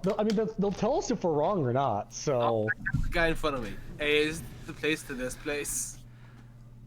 What? Oh yeah. This is the line to schedule your appointment, my man. Thank you. awesome. No problem. Thank you. As the Fearbulg turns back around and smokes something out of a pipe. That is not convincing in the slightest. What? It's just tobacco. You ass. No, he doesn't say that out loud, but he doesn't say that out loud. He just You goes. can tell he thinks it. Yeah, dude. Huh? Is this basically the D&D equivalent of the guy the con who vapes? I mean, vape hasn't been invented yet, so yeah, more or less. Or the guy who just smokes the pipe at the con is like, no, I'm telling you, man, it's coming back. Woo! I've been behind that guy once. Does he have the Fearbulg equivalent of a handlebar mustache in Uh, steampunk clothing? he has the Furbolg equivalent of a handlebar mustache that has been waxed to curl up at the ends like a ringleader, and is wearing a top hat with goggles that very much seem to do nothing. I like the top hat touch. He's not wearing like traditional, what you would assume, Furbolg vestments for one who is in tune with nature. He is wearing a button-down shirt tailored to his size that is loose a few buttons, and a vest that is not buttoned at all, as well as some dress slacks and suspenders, and a belt with a old-fashioned belt buckle. No. We can totally trust this guy. It's fine. Tala would want to fight this guy on sight. I'm not gonna lie. Fight on sight. This guy on sets. What? There was a guy back when I was a truck driver who matches this description, and he talks like he lives on 123 Gumball Lane. Like he looks like he should be helming old-timey steam coal-powered train that's powered by confetti. Yeah. Like that's the vibe I'm getting, and I am all on board for it. On that note, Tala would want to fight this guy on sight. I'm not sorry. on that note, as you all inch closer and closer to the top of the staircase, you can see that before you is a large meeting room that is splayed out with a variety of chairs. At the far end of the hall, in front of a large paned window, there are 6 highly elevated chairs, each emblazoned with a banner behind it that seems to represent one of the 6 Fey courts. Currently, 4 of the chairs are occupied, 2 of them are empty. The courts that are currently occupied are the Dawn Court, the Winter Court, the Summer Court, and the Spring Court. The Autumn Court and Twilight Court seem to be empty. Additionally, spread out across the area are a vast table with maps and charts detailing land and troop movements, with chairs spread all around that seem to be occupied by various government or military leaders from various continents and kingdoms, all more or less occasionally squabbling. It seems very much like the Archfey have dominion in this room, so people are smart enough not to talk out of turn. Smart. Yeah. As you don't anger them. As you kind of think, smart, yeah. A door opens to the side, and you see what one might consider possibly a passageway that you would see at a con where guests can get to and from places without being bothered by people. And out steps a small satyr in a security vest and a hat, as he guides in an individual who, Rando, you recognize as an 8-foot-tall individual dressed entirely in black with alabaster skin and sunken black eyes, pointed ears, and what could only be assumed to be a row of fangs hidden behind a closed gate, steps forth and walks out, striding across the room towards his throne. No. He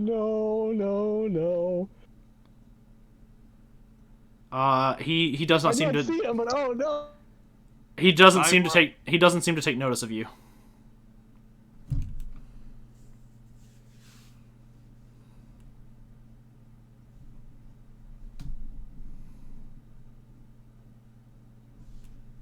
Also, you know that person, Rando? Yeah, I may have lost audio.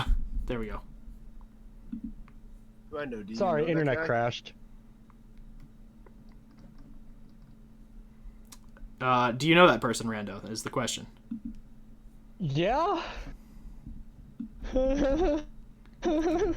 I'm fairly confident that's Nephion, because as you start to say the name, this man does a full 180, extends his hand, and your mouth shuts. Oh no! And he very cautiously moves his finger back and forth as if to say, "Don't say my fucking name." Oh no! And strides across the room as the security officer starts to question him, and he's just kind of like, brushing off what just happened casually. Does he say that a lot? Well, since we can't say his name, we need a new code name for this individual. His name begins with an N. We'll refer to him as the N-word.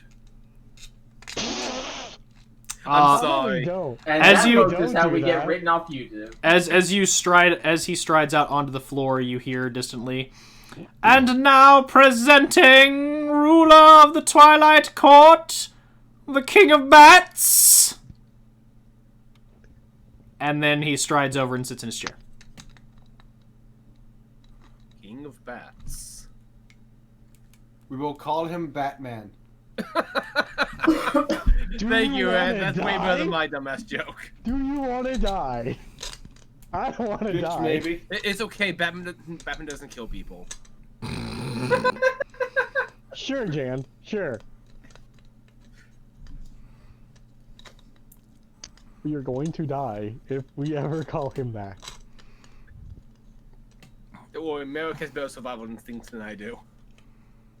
As you And all not that stupid. finally get closer and closer to the end of the line, the Fearbolg steps up to the desk and goes, "Hi, I'd like to schedule an appointment to meet with the Archfays.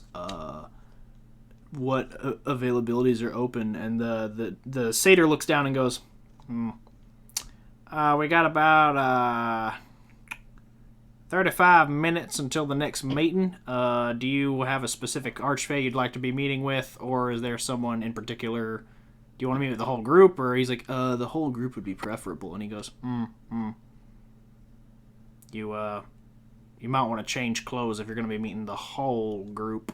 And he goes, "What's wrong with my outfit?" And he just goes, "What isn't wrong with your outfit, boy?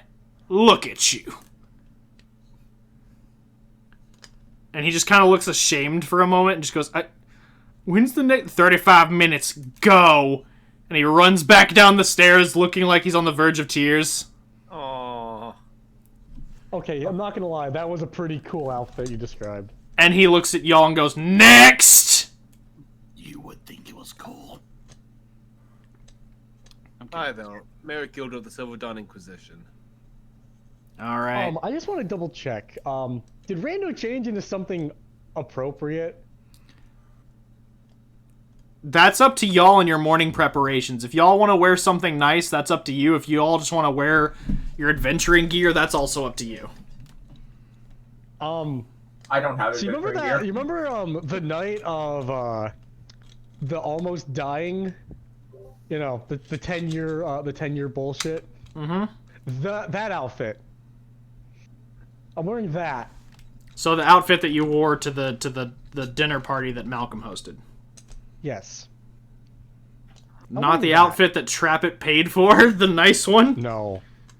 Aaron does a very nice outfit. He would rather die. Where? He would rather die. He would rather die than wear that again. What happened last time he wore that? Oh yeah, he died. So yeah, you're wearing the nice dinner party outfit. Yeah. Merrick's only wearing his armor. He's very pragmatic. He doesn't bring the change of clothes. And you, I'm assuming you're wearing your traditional outfit. Yeah, I don't have armor, so I'm just fairly nice. I'm just pretty nicely. He looks at you and he goes, "All right, Merrick Guild or Silver Dawn Inquisition, who you meeting with?" I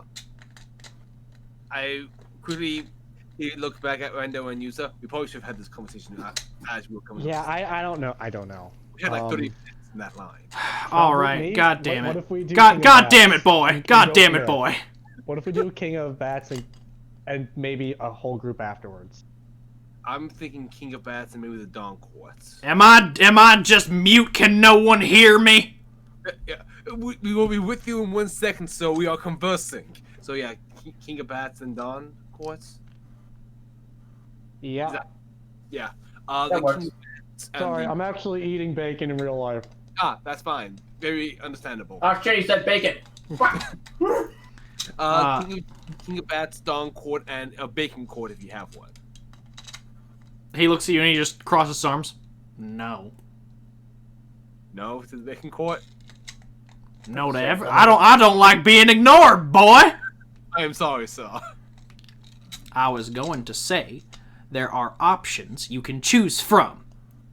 Before y'all rudely fucking interrupted me. He just looks at you, Rando, as you start to open your mouth. Shut your damn mouth. I ain't done talking yet.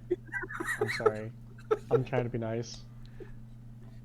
Nice would have been listening to the satyr with sage wisdom who is willing to offer his expertise to a group of ruffians whose no doubt this is their first year. This is our first year. My apologies. Yeah. All I've right. never been mentioned before. He takes his hat off for a second, slicks back his hair, and puts his hat back on. He goes, all right, I tell you what. Here's the options you got. You can meet at the war table, where you can discuss military matters or political matters with other members of your material planes. This will be a good opportunity for y'all to meet other kingdoms and organizations and build allegiances. Next up, of course, you got the Archfey meetings. You can meet with any of the Archfey, whether it's as a group, whether it's individual, whether it's, a little bit of that one-on-one with their retainers. However you want to do that.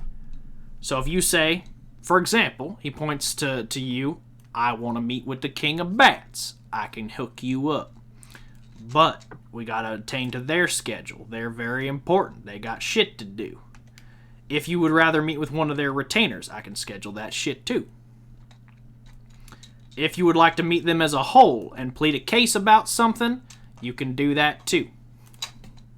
I ain't really give a shit. So those are your options. War table, meet with an Archfey, meet with the retainers, plead your case. Is it possible for us to meet with to do multiple? Say, one of us just goes to the war table while another one meets with the Archfey or the retainers? He looks at the three of y'all and he goes, normally I would say no because y'all came as a group. However, considering, he kind of waves his hand and suddenly y'all's tickets materialize in his hand. Considering y'all was invited by different people, more or less representing the same organization but in different aspects, I would say yes. I very much appreciate that. So, what was your name? He just kind of he just kind of narrows his eyes at you. We don't do names.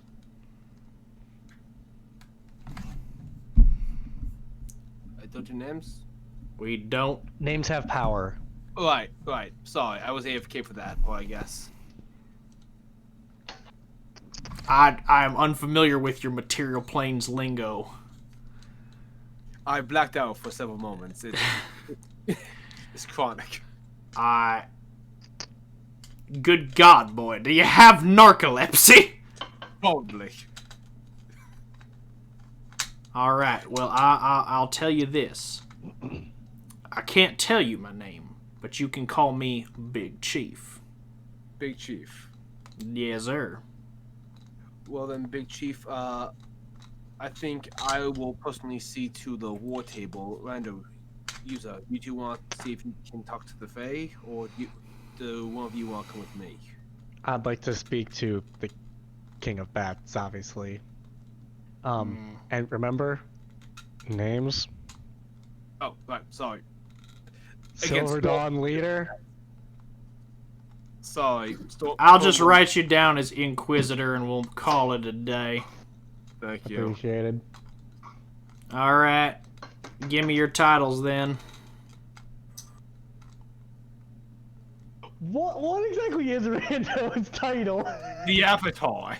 Make it up. Like it. Because Yuza could say Divination Principal, but she could also say Fairy Godmother. It don't make a difference. This right here, point to Rando, is the Lord of the Four Elements. So we got ourselves a fucking chorus situation. I got you. Out of game, personally, I would have loved it if Rando had gone with Lord of Bats. I'm a Duke of Bats, thank you. A Duke of Bats. My apologies. No, that's just yeah. While I'm at it, why don't I look for an Earl of Sandwich? Ridiculous names. No, because you introduced me as like, okay, so yeah, I'm keeping the one that the Inquisitors said. Lord of the Four Elements. Yeah, we're keeping Alright. it just because, you know, why not? He turns to use a title, please. Hold on, I don't get going. No, that's okay. It's okay. Just water, please. Oh God. Don't die. Oh my Nothing. god, you sound about as I was just caught in my I throat. feel some days. It's just caught in there. There we go. I like to imagine this all in character too. Users just currently just like hunched over like, "Argh!" Oh my god. He uses just like having some beef jerky and just starts choking. No, she's already caught Beef Concrud. jerky is dangerous. Goddamn. Jesus got COVID. Again, no, it's Concrud. She's only been there for 1 day. She's already gotten it. Goddamn, I gotta get to the paladin and they're healing. One thing. Then you lay on hands me. Only Tala can heal. The lay on hands can get rid of poison. I mean, I can heal you. I'm the good boy. I'm the medic. I only have one healing spell, and I don't know if I prepared it. I have one healing spell too, but What? it's false life. You what? Oh, I have two healing spells. Healing word. Yeah. Okay. Yeah, Okay. So They're both prepared. yeah, I'm just going with divination principle. All right. That- He, yeah, he writes it smart. down. Divination principle. Got it. Mm-hmm. I gotta get some water. Yeah, please get some water. I am the concerned. Anyway, so you're meeting with King of Bats. You're going on the war table, and Yuza's doing something when they get back and have water, hopefully. So he goes, all right. There should actually be a, and you hear like a very large scream as you watch one of the chairs suddenly shoot up into the air, and a man in full plate mail gets rocketed through the ceiling and out onto the ground below. And he goes, well, lucky day, Inquisitor. A seat just opened up. Who's that? Don't worry about it. Don't ask questions you ain't prepared for the answer for. I sense some danger here. Well, just don't say anything offensive. Hey, you're fine. Wait. Define offensive. Like, we can't literally make fun of somebody? You asking me to paint in broad strokes or more finer touch? What? Exactly? Because if this man ain't going, Do they have to, look, do I'm they just. have to know we're insulting them? Ugh, fucking politics. I've been doing this thing. Yeah. I don't have a safe answer for that, sir. And How is there? he no- turns to the Inquisitor and just goes, "Look, you got about like a minute and a half before the next person who wants in the war table comes. You best get that seat, boy." On it. Okay. Who am I going with? That's up to you. No one, you haven't scheduled your time slot. You there, Lord of Bats. Since the King of Bats. I Sorry, was not kidding. whatever. Lord of Four Elements. I ain't give a shit. I know who you is. Okay. King of Bats just got here, but they ain't got any appointments for the day, so you can scooch right on in. We'll set you up meeting, and you there with the wings. What you want? I'm going to the war table, please. You're also going to the war table. All right. Well, he kind of looks up there and he goes, "Damn near seats full up, but and he gestures over to you, just between you and me. I think that man over there, that trading magnate, is going to be gone in about 5, 4, 3, 2. He gets to 2, and the person's chair rockets up into the air and shoots them out of the ceiling. And they land on the ground below outside of the loft, and he goes, "Yep, that's about right." You're a bit early. But Well, you know what? You want the chair or not? I got the power here. I got the clipboard who say what go in and what not. I've never had a DM threaten me with a clipboard. Okay, but like seriously, like, can I make fun of somebody verbally? Like, I need to know. I've been reading for this. What you mean you need to know? Just don't make fun of no one. Look. If you want to get somewhere with the Archfey, or since you're meeting with the King of Bats, safe bet. Don't insult them. Don't patronize them. Don't joke like your old drinking buddies, unless you are old drinking buddies, in which case still be careful because they hold the power here. And most certainly do not ever bring up. He kind of looks left and he looks right and he kind of leans in really close and he goes, the Unseli Court, also known as the Gloaming. Like, just don't bring it up, man. We don't talk about that shit here. Don't know who they are, so no problem. Not good. Since the incident. Not since.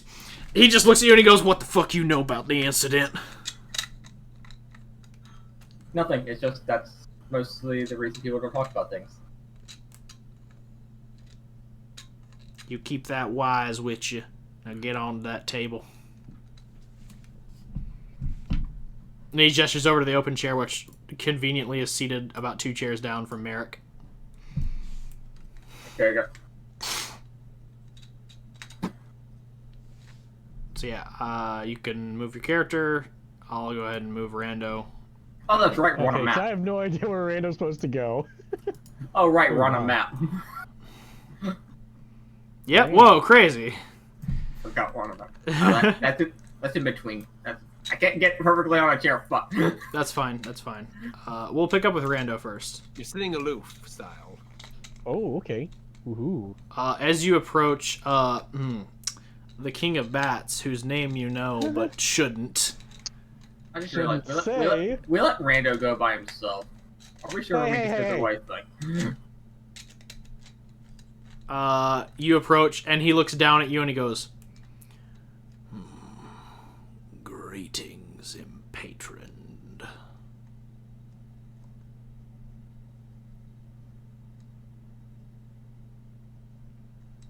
I will bring my microphone closer, because I don't know if you even heard There me. we go. Okay. Even my data is like, nah tonight. Greetings, impatron.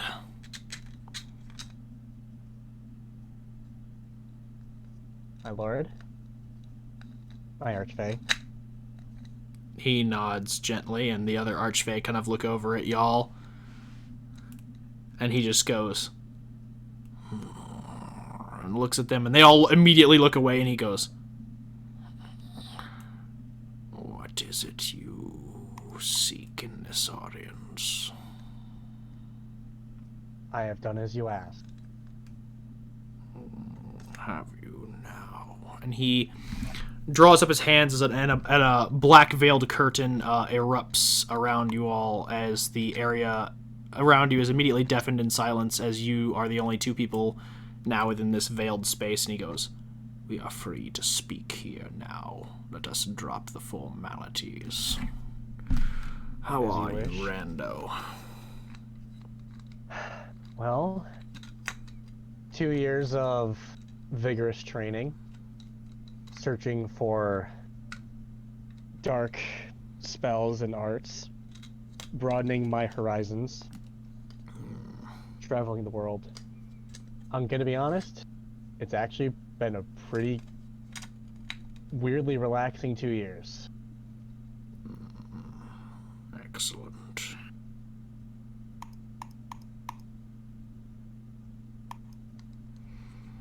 And So, you? Since last time we spoke? maintaining the balance, preserving contracts, preserving the Fey Wild. As expected. But I seek that is not what you are here to talk about. Speak your mind. Well, if I may be blunt.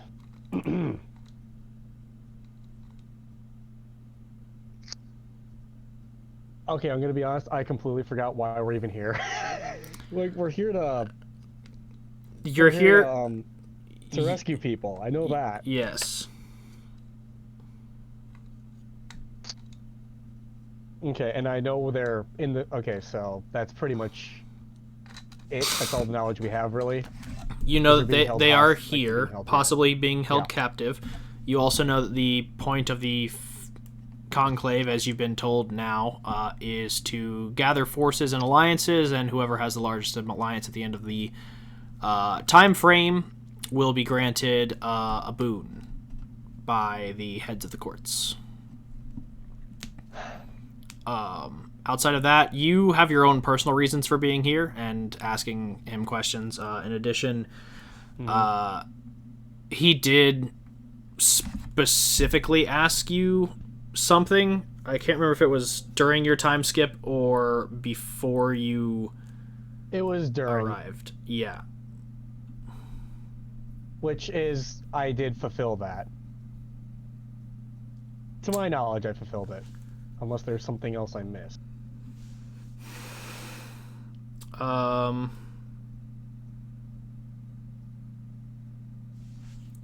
I believe you fulfilled it. I, for whatever reason, did not write down what. It just wrote down contact Nephion. Yep. But yeah, So we'll say, for the sake of this, that you did complete his objective and that he... I can message you what it was real quick. Yeah, please do.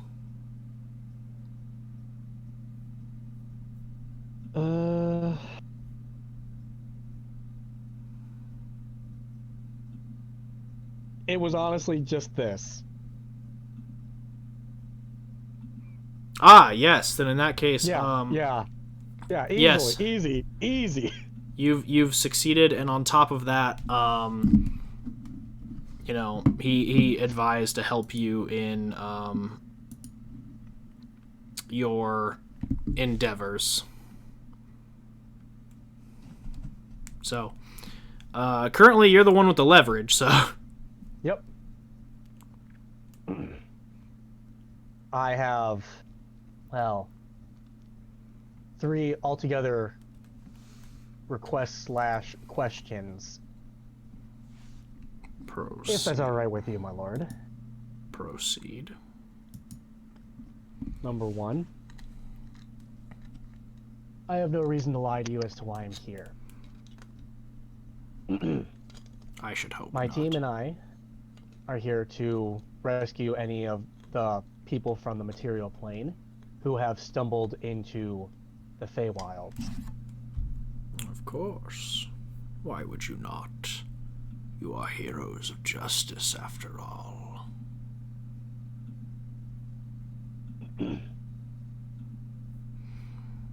Is that Yes. all? Do you seek their location, their number, their purpose? Yes, that is my first question is, could you tell me where they're located, specifically? He thinks for a moment, and then kind of like looks around almost as if he's like peering through his own veil, and then just kind of gestures you to step closer. Okay. And he kind of holds an illusion in his hand that looks like very similar to the con map that you have. Is the kind of the illusion that he's projecting. Mm-hmm. So he kind of like looks at you.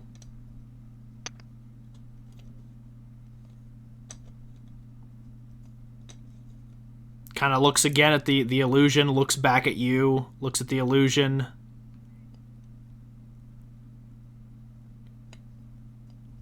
Okay. And where's the location? Like, where is the spot? He just keeps looking at them. Like, it's not a detail. Like, it's not Oh. He is literally, the illusion is just of the, like, con map that every one of you was handed. Oh. And he just So- keeps looking at it, and he keeps looking at you, and looks at the thing, and then looks at you. Okay, so you don't know? Like, He is looking at you like, take your fucking map out! oh! Just tell me to take it! That's all you got! Okay, fine! So yes, I take it. He taps a clawed hand to it, and you watch as ink begins to pour from his fingertip across your map. As it, I guess the best way to put it is he basically turns your map into basically like the fucking Marauders map from Harry Potter. Like, you can see where people are, and you can tell specifically where people like it's only outlining like the material plane people. Perfectly fine. And then it you see that it scribbles on there something, and it says like it's a message from him, and it literally just says, "Even though we are veiled, I am forbidden from providing assistance. I cannot risk being caught." Hence the silence. As you wish, my lord. He nods and he goes, "And about your second and third question and request."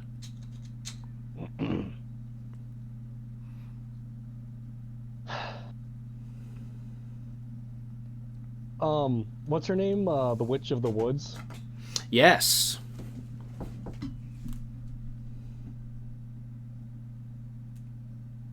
The Witch of the Woods is in fact her name. Mm-hmm. We stumbled across the Witch of the Woods. She had granted us access here.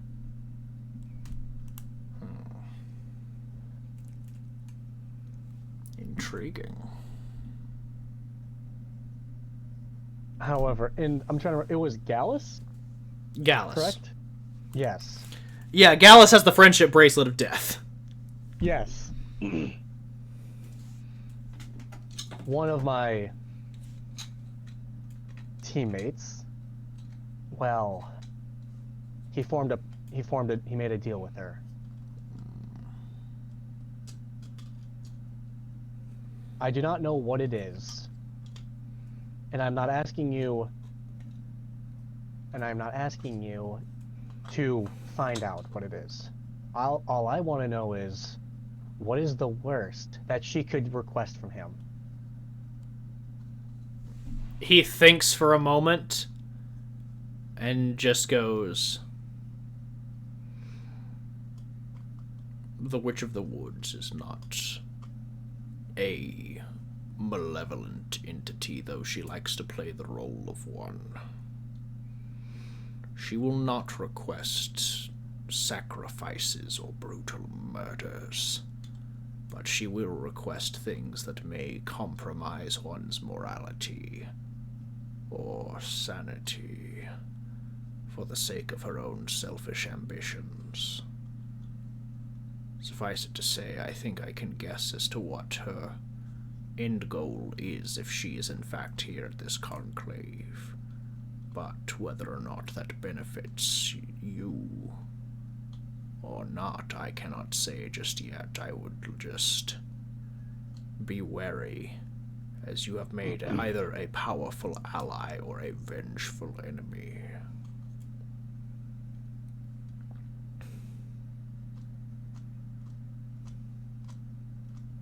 So it's a flip of the coin, depending on how well the task is fulfilled.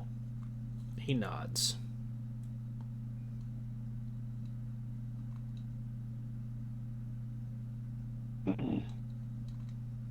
And my final, if it is beyond you, I completely understand.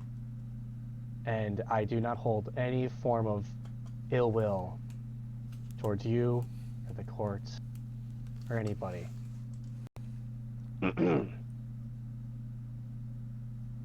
Is there a way I can bring Avok back? He thinks for a moment.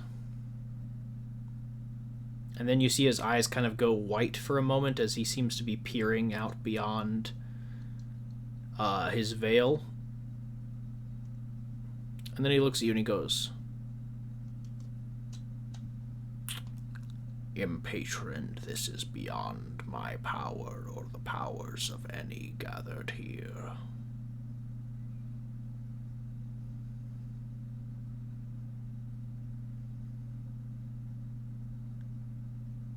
I figured. No offense, I just didn't want to get my hopes up too high. Is there But anything? again, thank you, my lord. He looks at you and he goes, I notice that you still travel with Wynn, yet you do not allow him to walk freely the land that he is impatroned to. Why is this, Rando?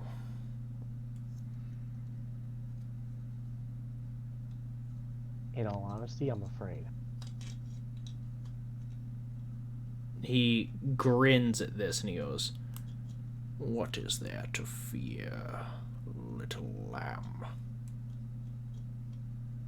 In all honesty, I fear the same fate that he has. You have not taken the same deal. And what was his deal? Power for a price. A common deal, but a dangerous one if one does not read the fine print.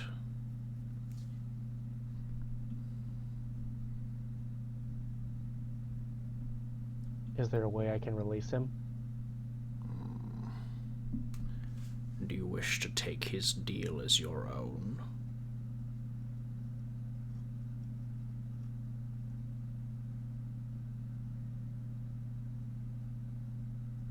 Do I suffer the same fate?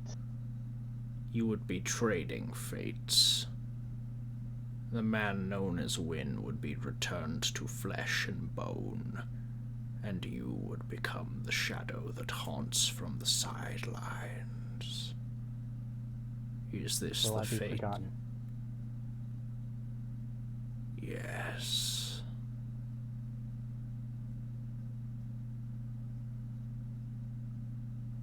Your sibling shall have no memory, your father shall have no knowledge, your mothers, he says as he thinks for a moment, shall forget your existence.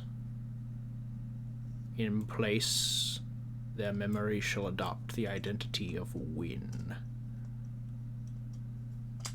In different strides, of course, but nevertheless, gaps must be filled. So instead, he would be seen as the son instead of myself. No, fool boy, he would be seen in his role.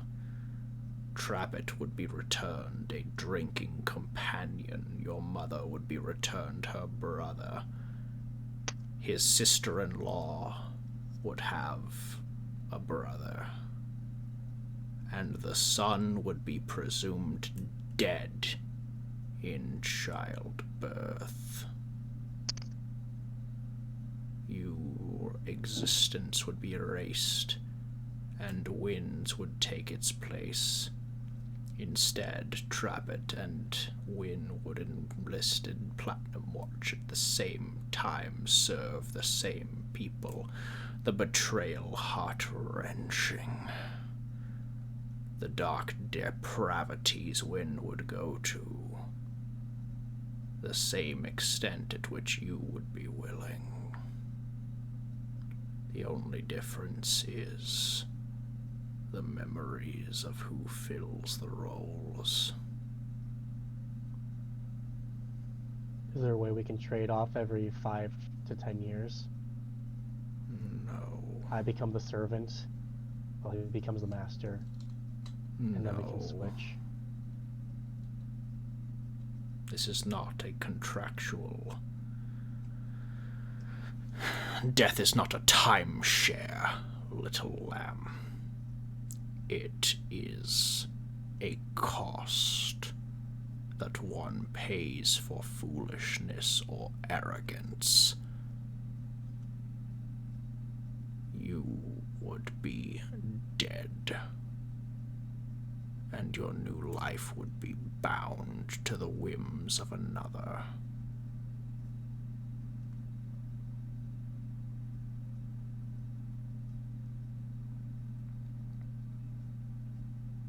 I am sorry, but that is the terms of the agreement.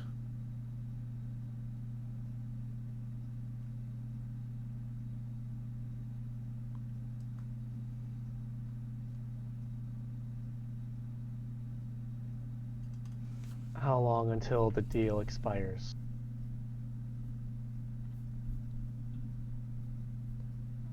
He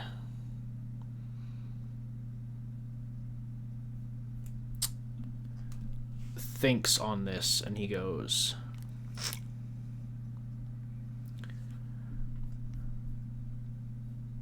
the deal was a lifetime of service for a lifetime of power and joy. The man known as Wynn reaped his power, reaped his reward, reaped his frivolity, changed his station in life, and met his end. When his end was done, he was given the life of a servant.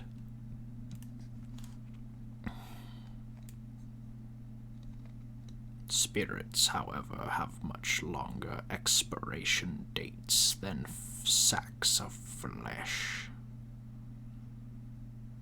He is bound to me till the end. Or in this case, he gestures to you. He is bound to you.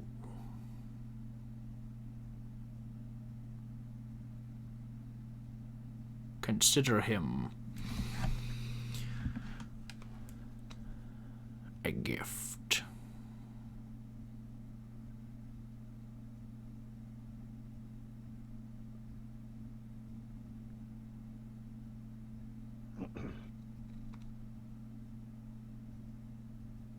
So my question for you, my lord, is when does the trade have to happen? Or is it any time of my choosing? What do you mean? Can I freely give myself up whenever? For him? No.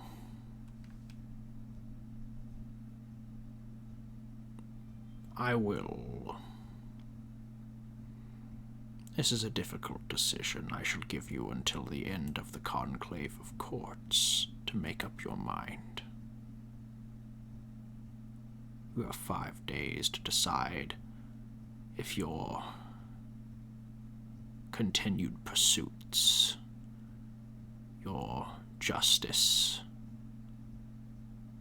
your trials, your ascension are more important than the life of one who has already lived. I can tell you which way I would lean, but the decision is yours. Personally,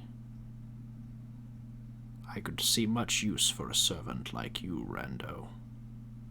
But in the form that you would take, you would be of ill use to me. I am much more interested in seeing what you will become.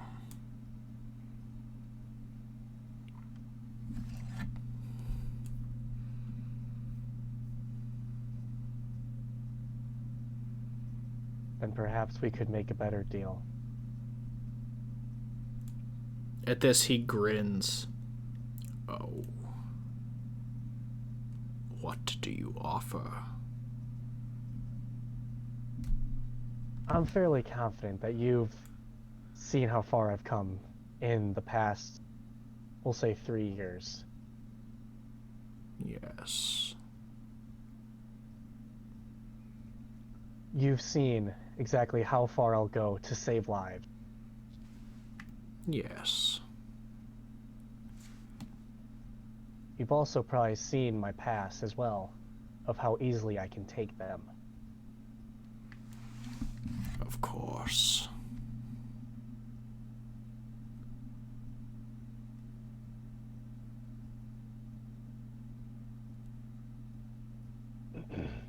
Just as a question, and this is out of game. Me Walker asking you, Zach. Yep. What do I have in mind? No, does Rando have full memories of his past, or is it still just fragments? Because you didn't necessarily spend much of the. Here. Okay. I feel like the longer he's here, the more he remembers. Okay. So you've got more recent events. You don't have initial. So I'll say this: you have still the snippets of memory from when you opened the scroll and from what you've processed over the past few years, but you don't have necessarily the start of like the gap of your memories. You don't have yet, and you just have more recent stuff. Okay. Like the time before how I got out. How you got out, and as well, like what you were doing before you resumed more or less working for the orphanage and the bounty hunting on the material plane. Your last few years, I'd say, in the Feywild. So that begs the question: who did I make a deal with to get out? You didn't. You found the way out on your own. I did. But perhaps there was a deal made a few years prior that led you to the location. Do I remember that? No. So I don't remember names. You don't remember names, you don't remember faces.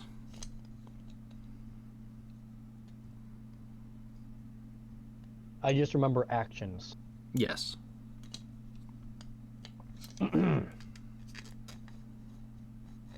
So my question is, okay, this doesn't quite work, but have I encountered Nephion before? Yeah, I mean, you encountered him during your time skip, and you encountered him before. I mean, like, in the memories lost, had I encountered him? You don't feel like you have. But you're not certain, because, again, everything's not there. Okay.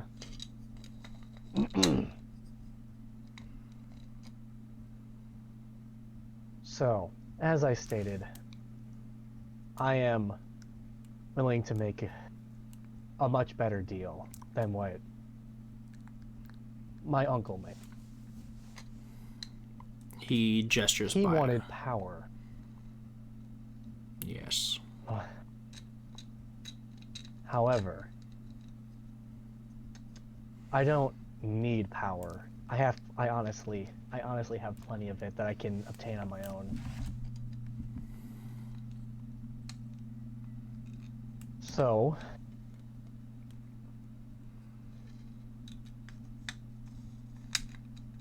I am willing to become whatever you need in exchange of freeing his soul. Whether that means by death or he comes back to life, I don't care. But freeing him, and I'll be whatever you need. That be a soldier, medic, I don't care. I'll be your champion. If it means saving his soul from servitude. He takes in a breath and he goes, "You would rob your family of their immortality and their newfound powers. For what? A chance at a life that was wasted.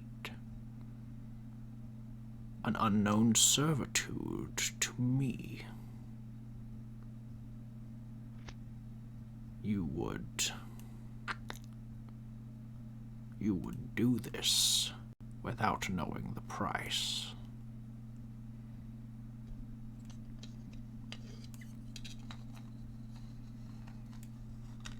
As I stated, it has to be something of those lines.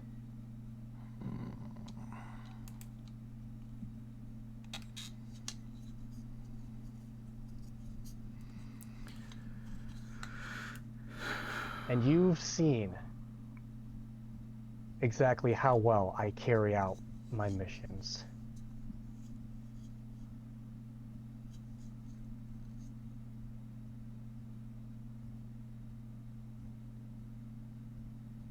Very well, then.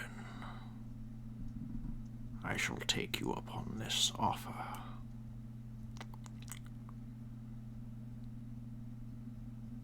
In exchange, you will do something for me.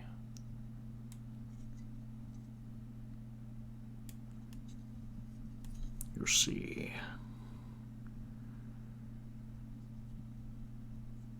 I believe in balance, as I'm sure you well know. And I've noticed a shift in things as of late.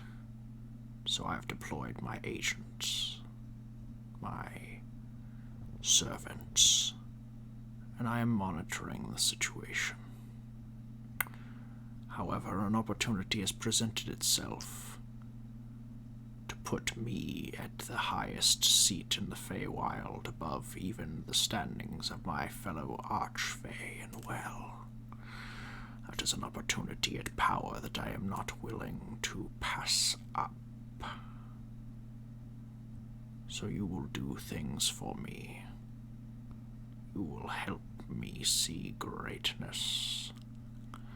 And in return, I shall restore your uncle to flesh.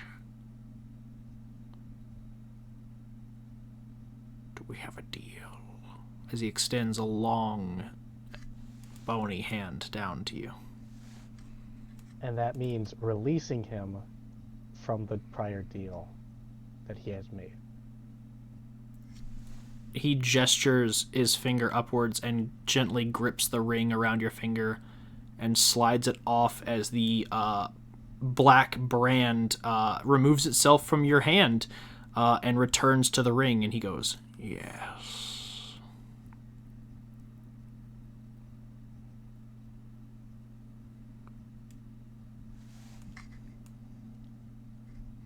I'm gonna hold out my hand.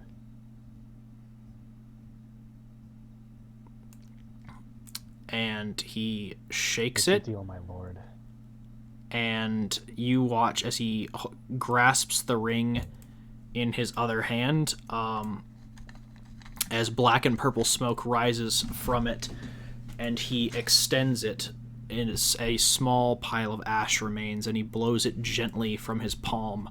As it wraps and coalesces around your shadow, you watch as a figure begins to rise out of the darkness, as if they are being pulled to the surface of a bubbling lake, the water bending and ripping around them, more or less, acting as an inky veil that hides their true visage. And once they rise up and tear free of it, you see, standing in your shadow, drenched in black ichor, Wynn, in his old attire, panting for air, and he goes, "Well then, pleasure doing business with you." And he extends his finger and taps your forehead as I need you to make a wisdom saving throw. Oh no!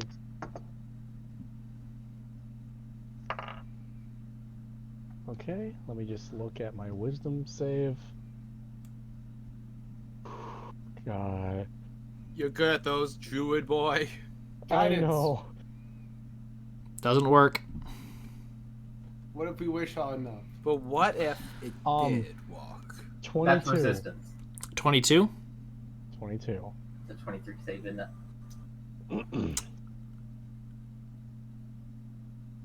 Your head feels like it is about to explode as he implants a series of commands into you, with names, locations, dates, things that he needs you to do for him, and things that you are now bound to do for him. Fred, god damn it! This is a serious moment.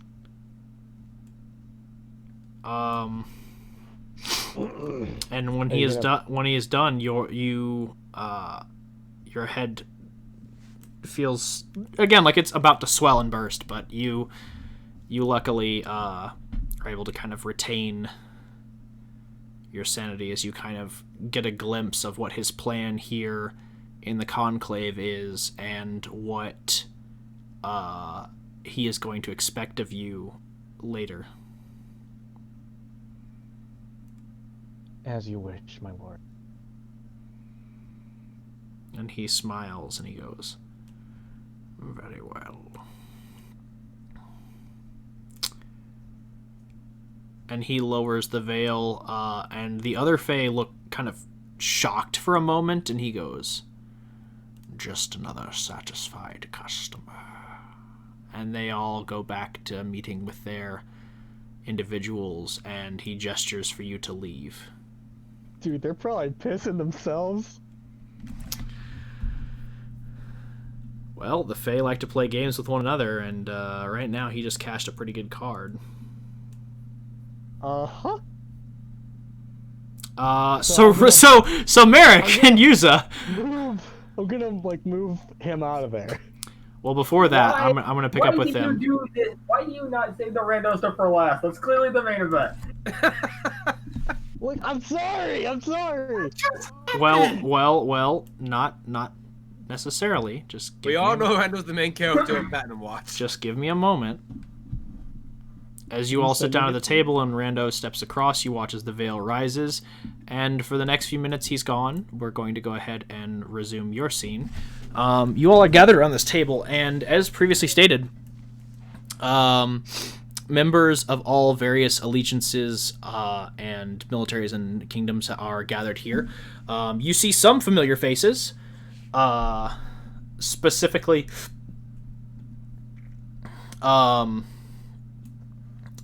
you see a member of the Court of 24 seated here. Luckily, it is a familiar face, and it is a good face.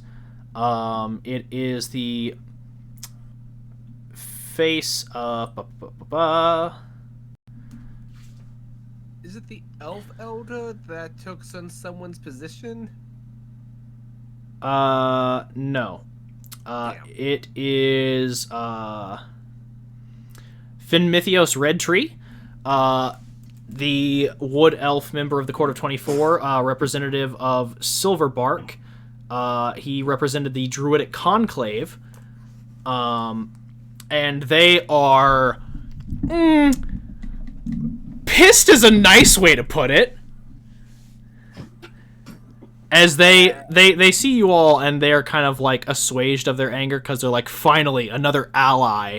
As they slam a dagger into the table and go, I am not done. And they're like, the board moves to cede the time of Finmithios Redtree. He goes, cede time if you will, but again, I'm not done talking.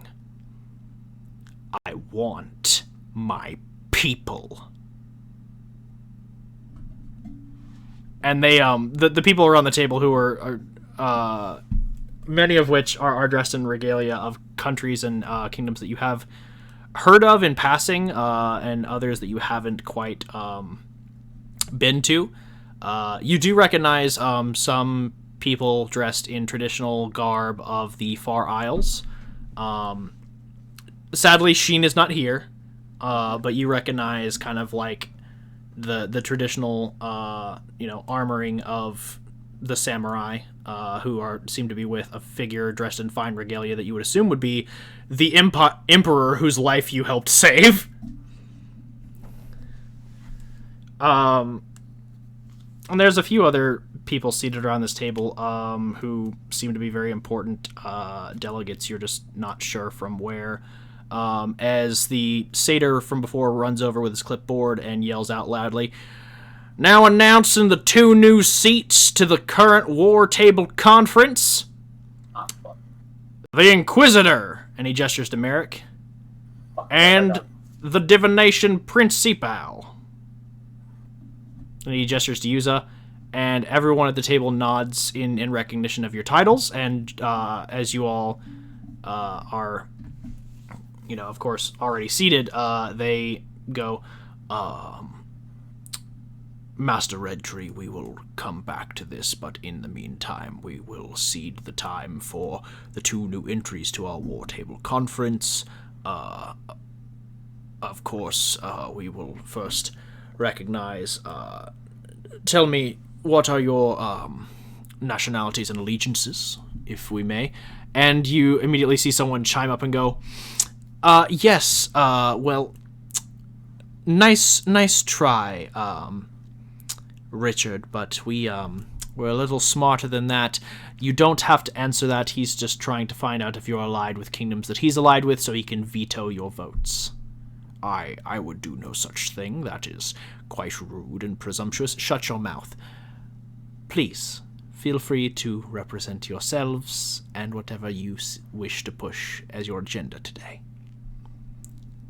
And who said this? It is a woman dressed in white clerical robes. She seems to be a representative of a church of some kind. You are not sure where necessarily she is from as a representation. Everybody more or less seems to know each other, but you two are kind of like the new kids at the table. Gotcha. My organization was actually deployed in response to these missing people of Silverbark, so I would very much like to continue that topic, if that's okay with everyone else. Some of them grumble and moan, and Finmathios just goes, "Thank you!" Well, the topic, as previously stated, is that my people have gone missing, and so I am here because I know for a fact the portals that opened up were for the Conclave of Courts, and while I am familiar with some warlocks in my kingdom, I also know that the enchantment magics that were cast, which my detectors were able to trace, know for a fact that this goes against all sanctions of a free nation, as this is an invasion of a foreign sovereign force. And some of them get quiet, and some of them are just like, invasion. And he goes, so, I would like it very much if people could be returned. I realize that some, as they kind of like look over at the Archfey but don't necessarily say anything, would prefer that they stay until the end of the conclave. However, I desperately insist that they be returned and vote to put a motion on the floor to our, he gestures over to the Archfey, esteemed hosts, that my people who were taken unwillingly be allowed to return. All in favor. And they raise their hand, and the table isn't really necessarily on board with this notion, so you'd see about maybe 25% of the other people raise their hand. I have a question for those of you who are not on board with this motion. Just to hear all sides of the argument. What do you have against such a motion? Returning people to their homes who are unwillingly taken. Before you answer that question, do I feel like using my my prophetic vision would be considered do I feel like I get in trouble for using that here? You do not. I also want to incite some of the people who who were just sort of staying quiet at some of the accusations. Okay. Okay. And so then I'm gonna use it. Okay, you use your prophetic vision. You roll me an insight. All right. Just re-familiarize myself with exactly.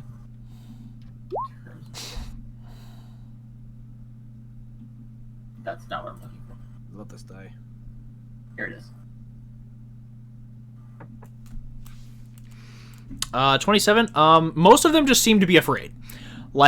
They are cautiously treading the line between making deals with each other trying not to anger the Archfey, and trying desperately to just kind of secure the bare minimum for their people. A lot of it is kind of a self-preservation instinct. They don't want to rock the boat too much. Gotcha. Okay. Some of them, you feel like there is like a bit of malicious intent behind it, but those are very few and far between. Like maybe 4 people at this The table. majority are just trying to cover their own asses. Yeah. Maybe a couple sprinkled in there have ulterior motives. Yeah, there's about 4 at the table right now that seem to be wanting it to happen.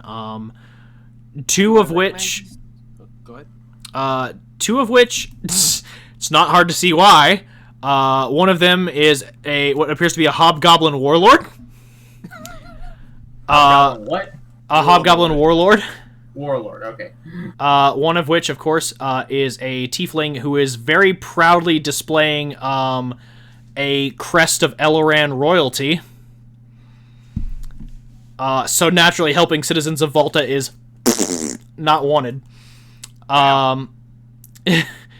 You see one person who is a drow and is very clearly wearing sigils of Lolth. Right.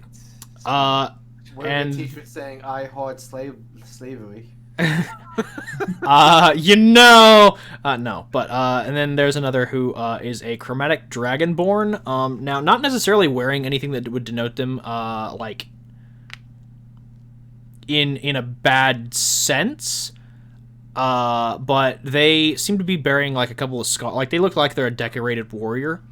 And their attire would lead you to believe that they probably belong to some form of desert nation. And the only one that you necessarily know of is, in very honest, you don't know whether they are part of a raiding tribe that probably went afoul of some elves, or if they are just have a personal history with the person putting forward the request. But you can feel like there is some bad blood between them and this request, and you're not sure why. Like, basically 3 obvious motives, 1 person who you're just kind of like, why? Gotcha. And, so, which question do you want to put forth, Vex? The second one. Cool. Copy. I'm not sure if I put them in the right order from what you sent me. It's the second one on my character sheet. Okay, let me grab a quick look at that then, because I might have put them in this. They might be in the same order, but they might not be. Yeah, that's why I want to make sure. Hey guys, I have an idea. Let's arm wrestle for it. Who's with me? Obviously, this is not in character. Skill empowerment. Go.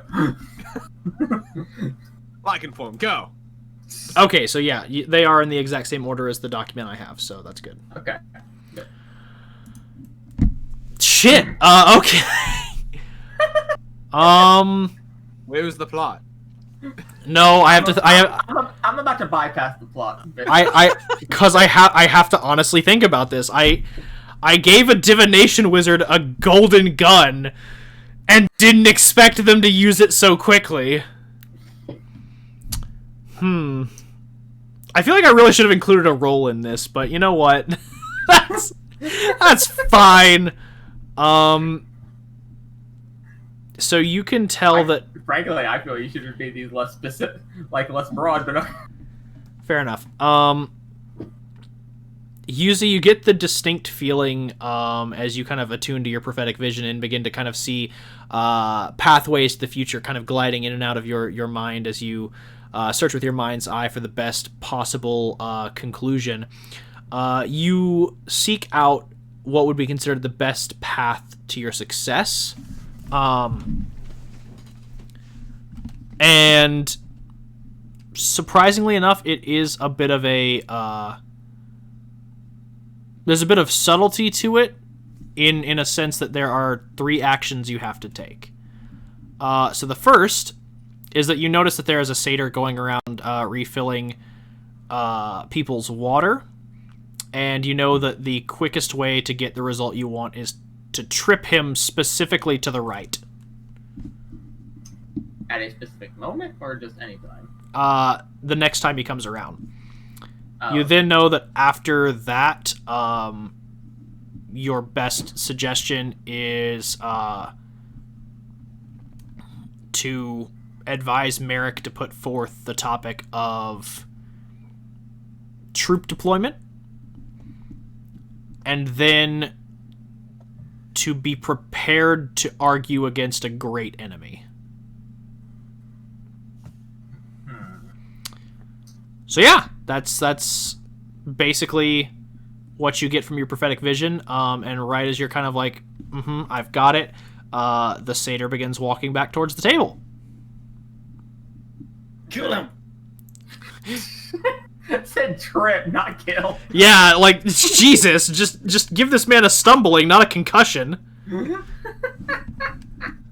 Well, unfortunately, I'm not a rogue, so I don't have an invisible mage hand. No, but you Yeah. can just, like, Yeah. Tail. you have a tail. Yeah. So, gonna lull that behind me. All right, as he kind of gets close to the table, you just kind of give me a sleight of hand check, just for the sake of this. Okay. Guidance. I can't do that because I'm not nowhere near. It's also very obvious. Yeah, as you just stand up and shout, "Guidance!"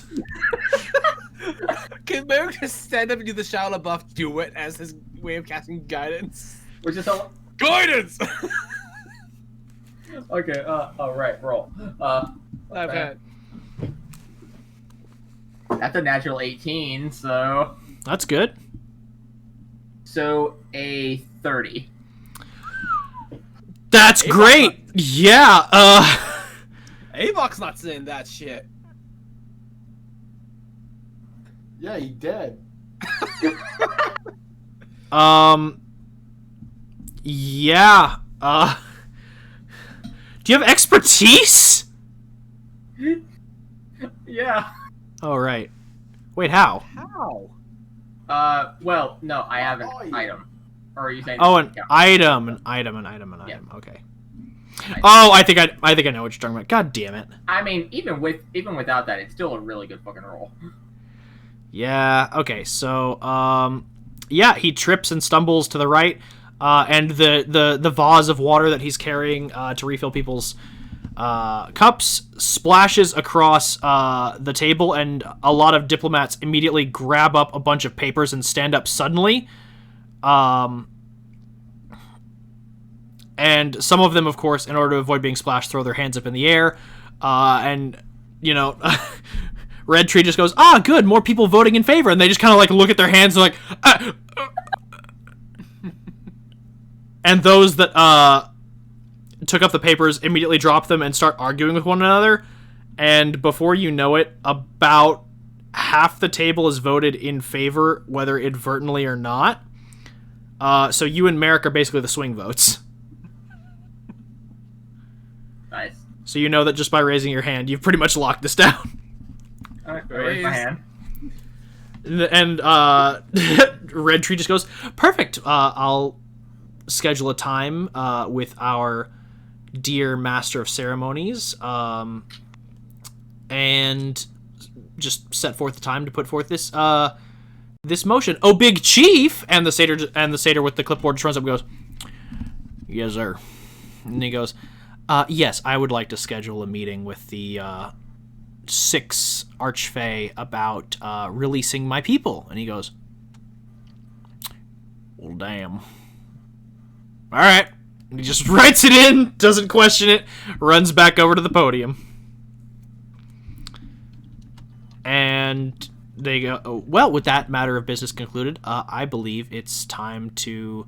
I'm sorry, I know that you had to cede your time to me a bit, Master Inquisitor. So I believe it is your turn for the floor. What would you like to discuss? I would just like to... We have the communicator. We have the... Yeah, you have the communicators on. Yeah. What is it like? Is it just like a headset microphone? It's just like an earring. So you just kind of like grip it, and you can speak through it freely to the other people.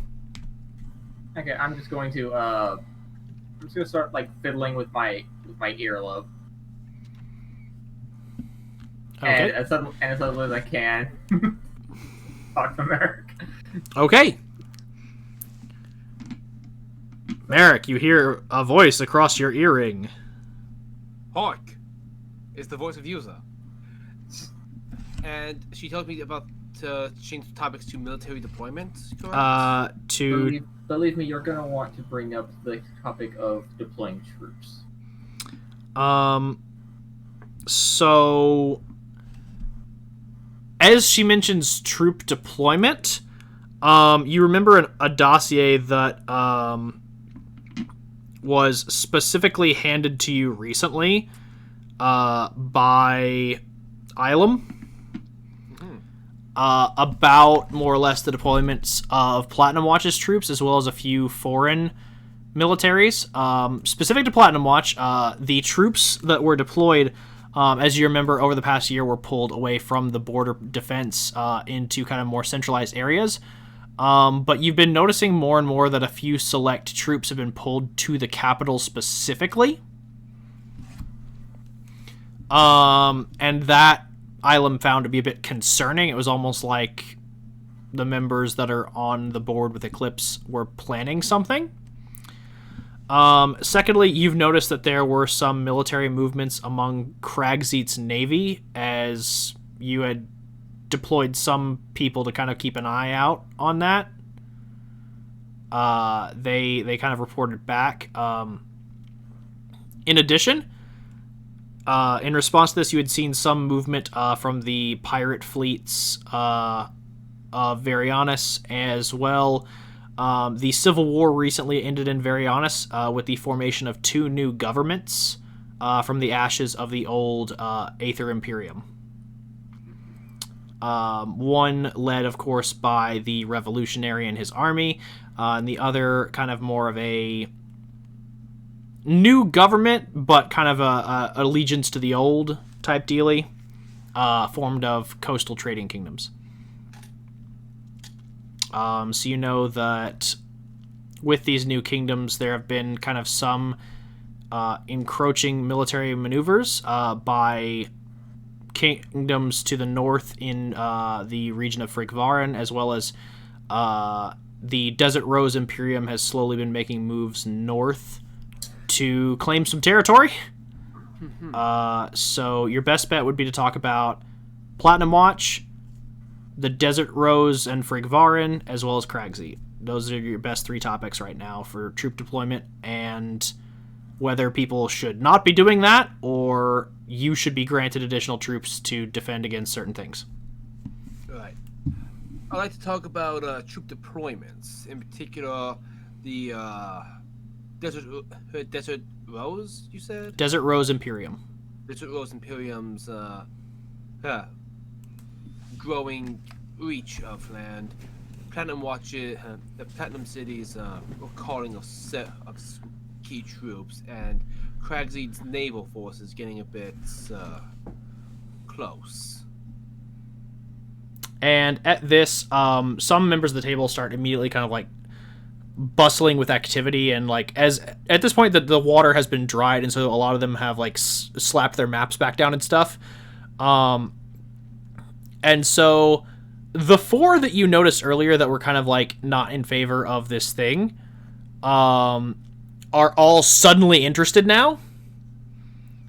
And many other parties are interested as well. Specifically the Emperor of Xing, who seems to have actually been legitimately unaware of this naval deployment, begins kind of like arguing with his advisors, and they kind of like are trying to calm him and try and like focus him on the task at hand.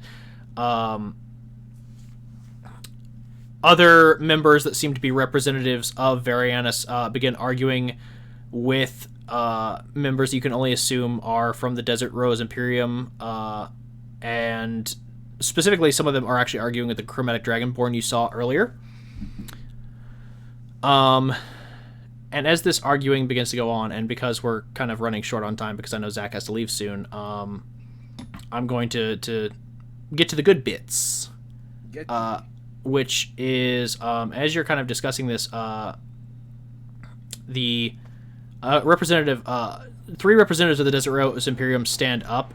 It is the Chromatic Dragonborn, a tiefling man in kind of like some relatively loose robes, and a human man wearing kind of like large spectacles, and he seems to have like these glowing arcane lines actually etched across his body. And the tiefling man goes, "We, the representatives of the trading caste, were unaware of any movements, and we are just as shocked about this sudden encroachment behavior. It is jeopardizing our trade routes, and we would very much like to see trade happen between the New Republic and the new Federation of Trading Communities across the coast. So, we are appalled by this behavior." And the mage adjusts his glasses and he goes, "Is that so? I was under the impression, Azir, that you benefited most from this, what with your military contracts, and specifically your known proponent for smuggling forces over the border."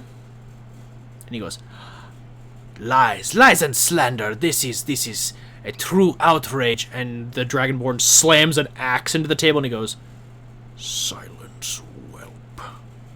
The only outrage is your reliance on cowardly tactics and silver tongues.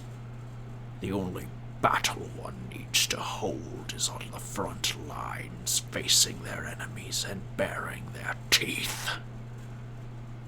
You are a disgrace to the Desert Rose, and I would happily see your head on the floor if it were not for the treaties currently in place."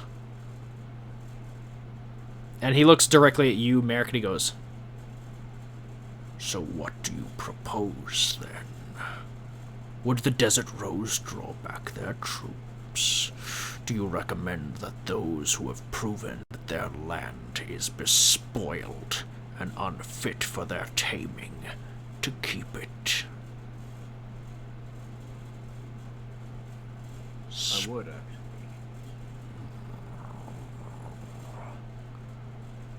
"And why? You have no dog in this fight, Hound of Volta." Hound of Volta, I like that. The sound of that. I've been called boss. I'm of the naive belief that land unjustly taken or taken without consent doesn't belong to that person. I know many others will disagree with me on that. And he gestures out to the table and he goes, "Many would, but as I can speak as a man of the tribes, under the rule of the Desert Rose, my clan has prospered. Many have prospered. To extend our reach and our utopia would be a blessing to these godless heathens." I don't imagine they see it that way.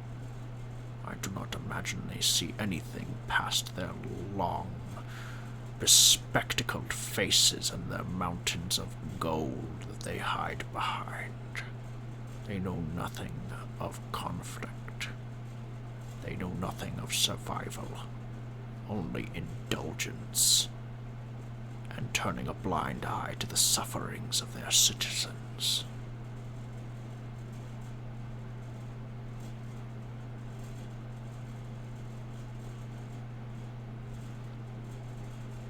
and you see a man in draped furs and a long beard stand up and he goes, "It is not for you to decide who is strong and who is weak, Dragonborn.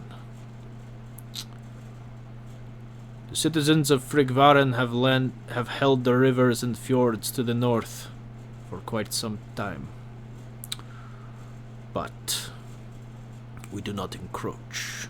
We do not take what is not ours, because There's a cultural identity, a symbolism in it. We own the rivers, we own the frozen heaths to the north, and so we provide a service. We provide trade, we provide security, and we provide warriors to those who would hire. Aetherage and Split Helm are kingdoms that can speak to our efficiency. And while this new fracturing of the old empire is disheartening, my clients remain the same. Spoiled kings and arrogant nobles will always hire a strong mercenary. So perhaps you should stop looking at your lot in life as a blessing and start seeing the opportunity that you could have made for your clan had you not been too arrogant. Lizard. And he roars, and the two of them both like kind of grab their weapons, and the satyr just like the big chief just looks at them, and he goes, "Perhaps it is time we leave the table and take this to an area where conflict is allowed." And he goes, "Perhaps we shall, skinless ape."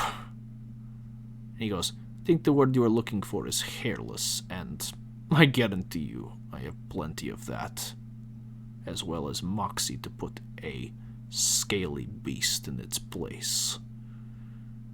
And he goes, "To battle, then." And they leave the table, and step away, and as they do,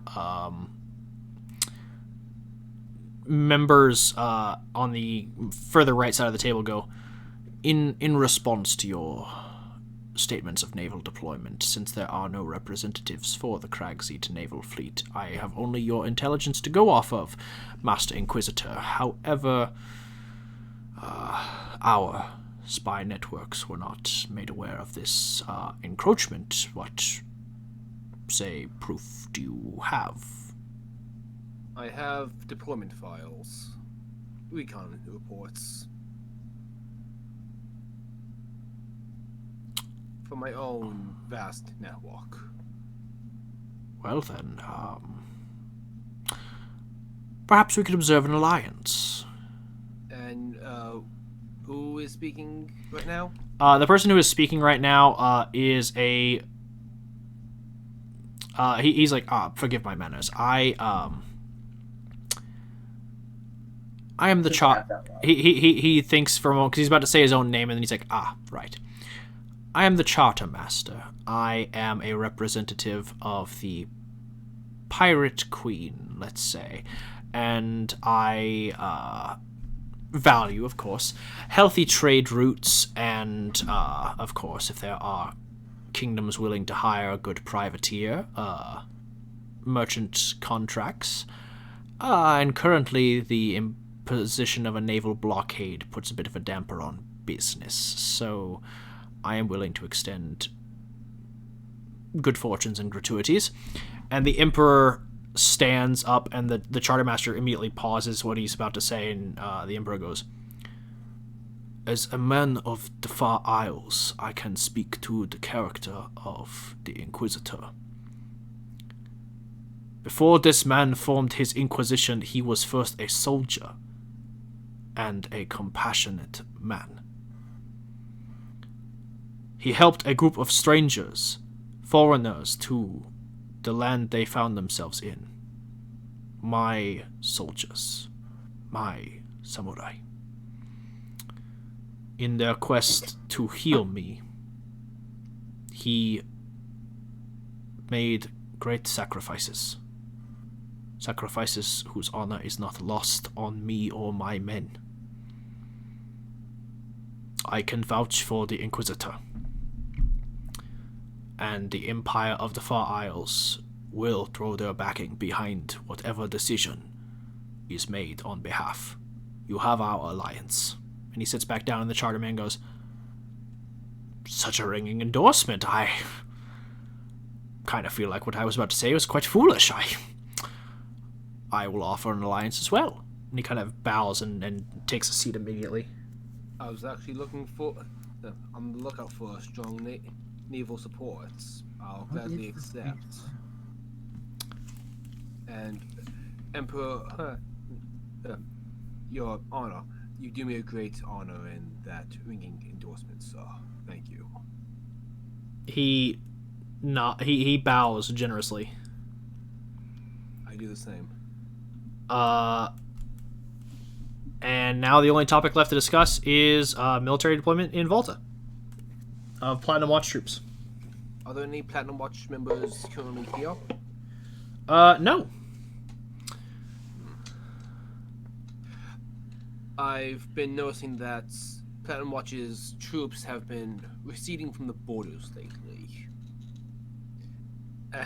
Going inwards, closer to the capital. I would like support to guard the borders with myself and any other more locally affiliated nations to better safeguard the nation against threats that Platinum Watch itself cannot protect Volta from.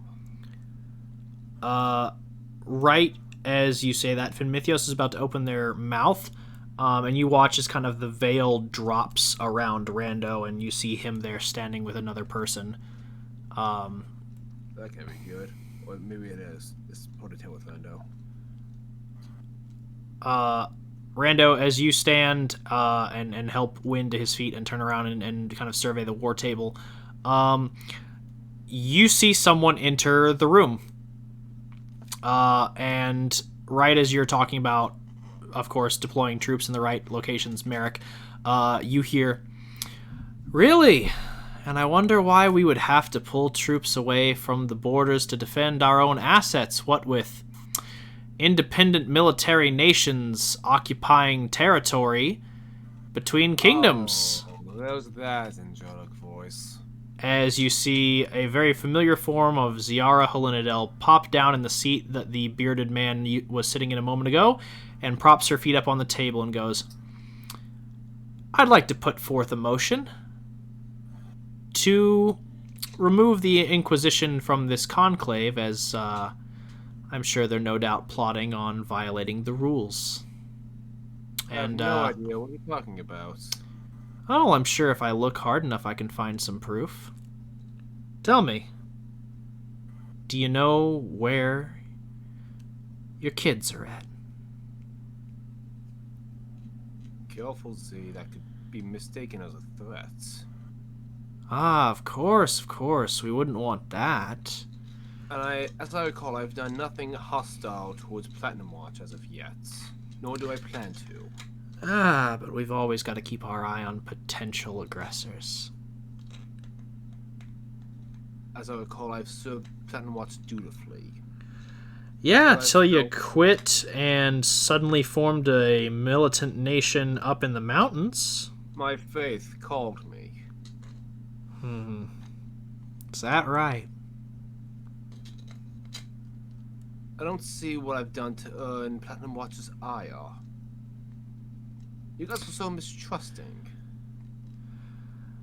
Well, let's just say that part of it's official, just part of the job, and part of it's the fact that I don't like some sniveling whelp who I trained up suddenly taking his training elsewhere. Really, most teachers love to see their students outgrow their masters. Ah, well, what's the point of someone being better than me? Someone being better than you. You said it right there. That's the point. Be better than the previous generation. Not Though quite I a fan. suppose I should expect this kind of rather closed-mindedness from an organization that felt they had ownership of a fallen soldier's soul, and felt him being dead for a couple 30 years felt that was the same thing as going AWOL. Well, can't fault the Court of 24. Isn't that right, Master Red Tree? And Finmythios kind of prickles a bit and just goes, "Please, my title here is Druidic Master. Druidic Master, my apologies." Well, Shall we continue more interesting discussions?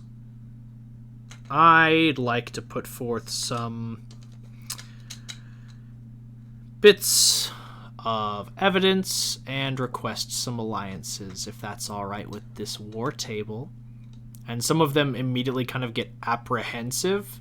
Ask me nicely, and I will allow the Inquisition to guard your borders. Ah. Well, see, that's the fun bit here. Once your time is seated, new arrivals get to plead their cases, so it's only a matter of time before I get to do the talking. And I'll do you the generosity of lending my ear. So by all means, speak. I stand. Unless we've already concluded my topic of granting forces to protect the borders on Platinum Watch's behalf. You wouldn't have to lift a finger. Just keep a vigilant eye and see someone else doing your job. She kind of smirks at that statement and then just goes, "Yes, please, who all would like to speak up?" And there's only really two representatives from Volta here. There's Red Tree, and then, of course, there's a member that you don't necessarily recognize, but you do recognize the crest. It's the crest of House Argent of Alonia, a dwarvish house that you've already made allegiances with. Yeah. And so when you're like, all right, who's cool with me helping protect Volta's border, both of their hands immediately shoot up. And she just lazily raises her hand. And she goes, well, that's everybody from Vault. I believe vote passes. So, my time to talk then? Floor is yours. Walker, I'm pretty sure this is the threat I saw. Yup. Okay. So right as she stands up So to talk, fight against top? you can get on the earring to Merrick. This one's going to be a problem. Oh, I know. She's the serpent. And she goes, well, on that note, I would like to put forward a motion and also make an introduction. She gestures to the door and just goes, may I announce the formal alliance between the organization of Platinum Watch and the ruler of the Autumn Court, the Matron of Hags. And as she says this, a woman in a long kind of rustic kind of burlap outfit strolls in. She is kind of hunched and haggard, very, very, very old and wrinkled face, drawn kind of close, long, gnarled hands with sharpened nails like claws, and a long red cap as she kind of strides in with a bit of a limp. And she kind of smiles and she goes, yes, my dear, it is perfect. Thank you for having me. As she eases herself up into her throne, and the other Fey get the other Archfey even get apprehensive, and she goes, I would like to announce my support for this Platinum Watch, an organization that I feel will do great things in Volta. And that is where we will end tonight's session. Was Zach died? Yep, Yes. exactly. I think Zach had a heart attack, like, no, bro. He just popped out of existence. Yeah. Okay, so we have to beat this. Yeah. Next session is going to start with the verbal fight of your lives. Oh boy. Okay, I am not good at political breakdown like this. I'm gonna need like. Yeah, no, Okay. I'm gonna give you all I'm gonna give you all some time to build some flashcards, some talking points. I'm going to need time to talk to you about everything Merrick would know about your world, and keep in mind, I have an intelligence of 12. I will do this for you. Thank you, sir. Yes, I would also need that. I Keep in mind, I have intelligence of 20. Thank God. Can I just ask, is it possible for Gallus to be making a dead sprint to them? You don't know what's going on right now. I know. Can someone get on an earring? I don't think it would help, otherwise I think Walker would have told me that. On that note, I have been your ever-present Dungeon Master Walkmaniac C. With me, as always, are my ever-present role players. The Hawk Abridged playing Talasoon. I'm just in line getting armor. What's happening? Zodiac Sack 19 playing Rando Mishorm. Well, I'm doing stuff now. Storm Sage 13 playing Merrick Gilder. So I just had a Bobo jousting with Z, and next session is going to be the Bobo bashing. Oh, fun. Red Beast 13 playing Gallus Morgulis. I forgot we were still recording! And Vexitol 24 playing Yuza Peric. Oh boy, here we go. I have been your Dungeon Master Walkmaniac C, and I look forward to seeing you all in the next session. Good night. Good night.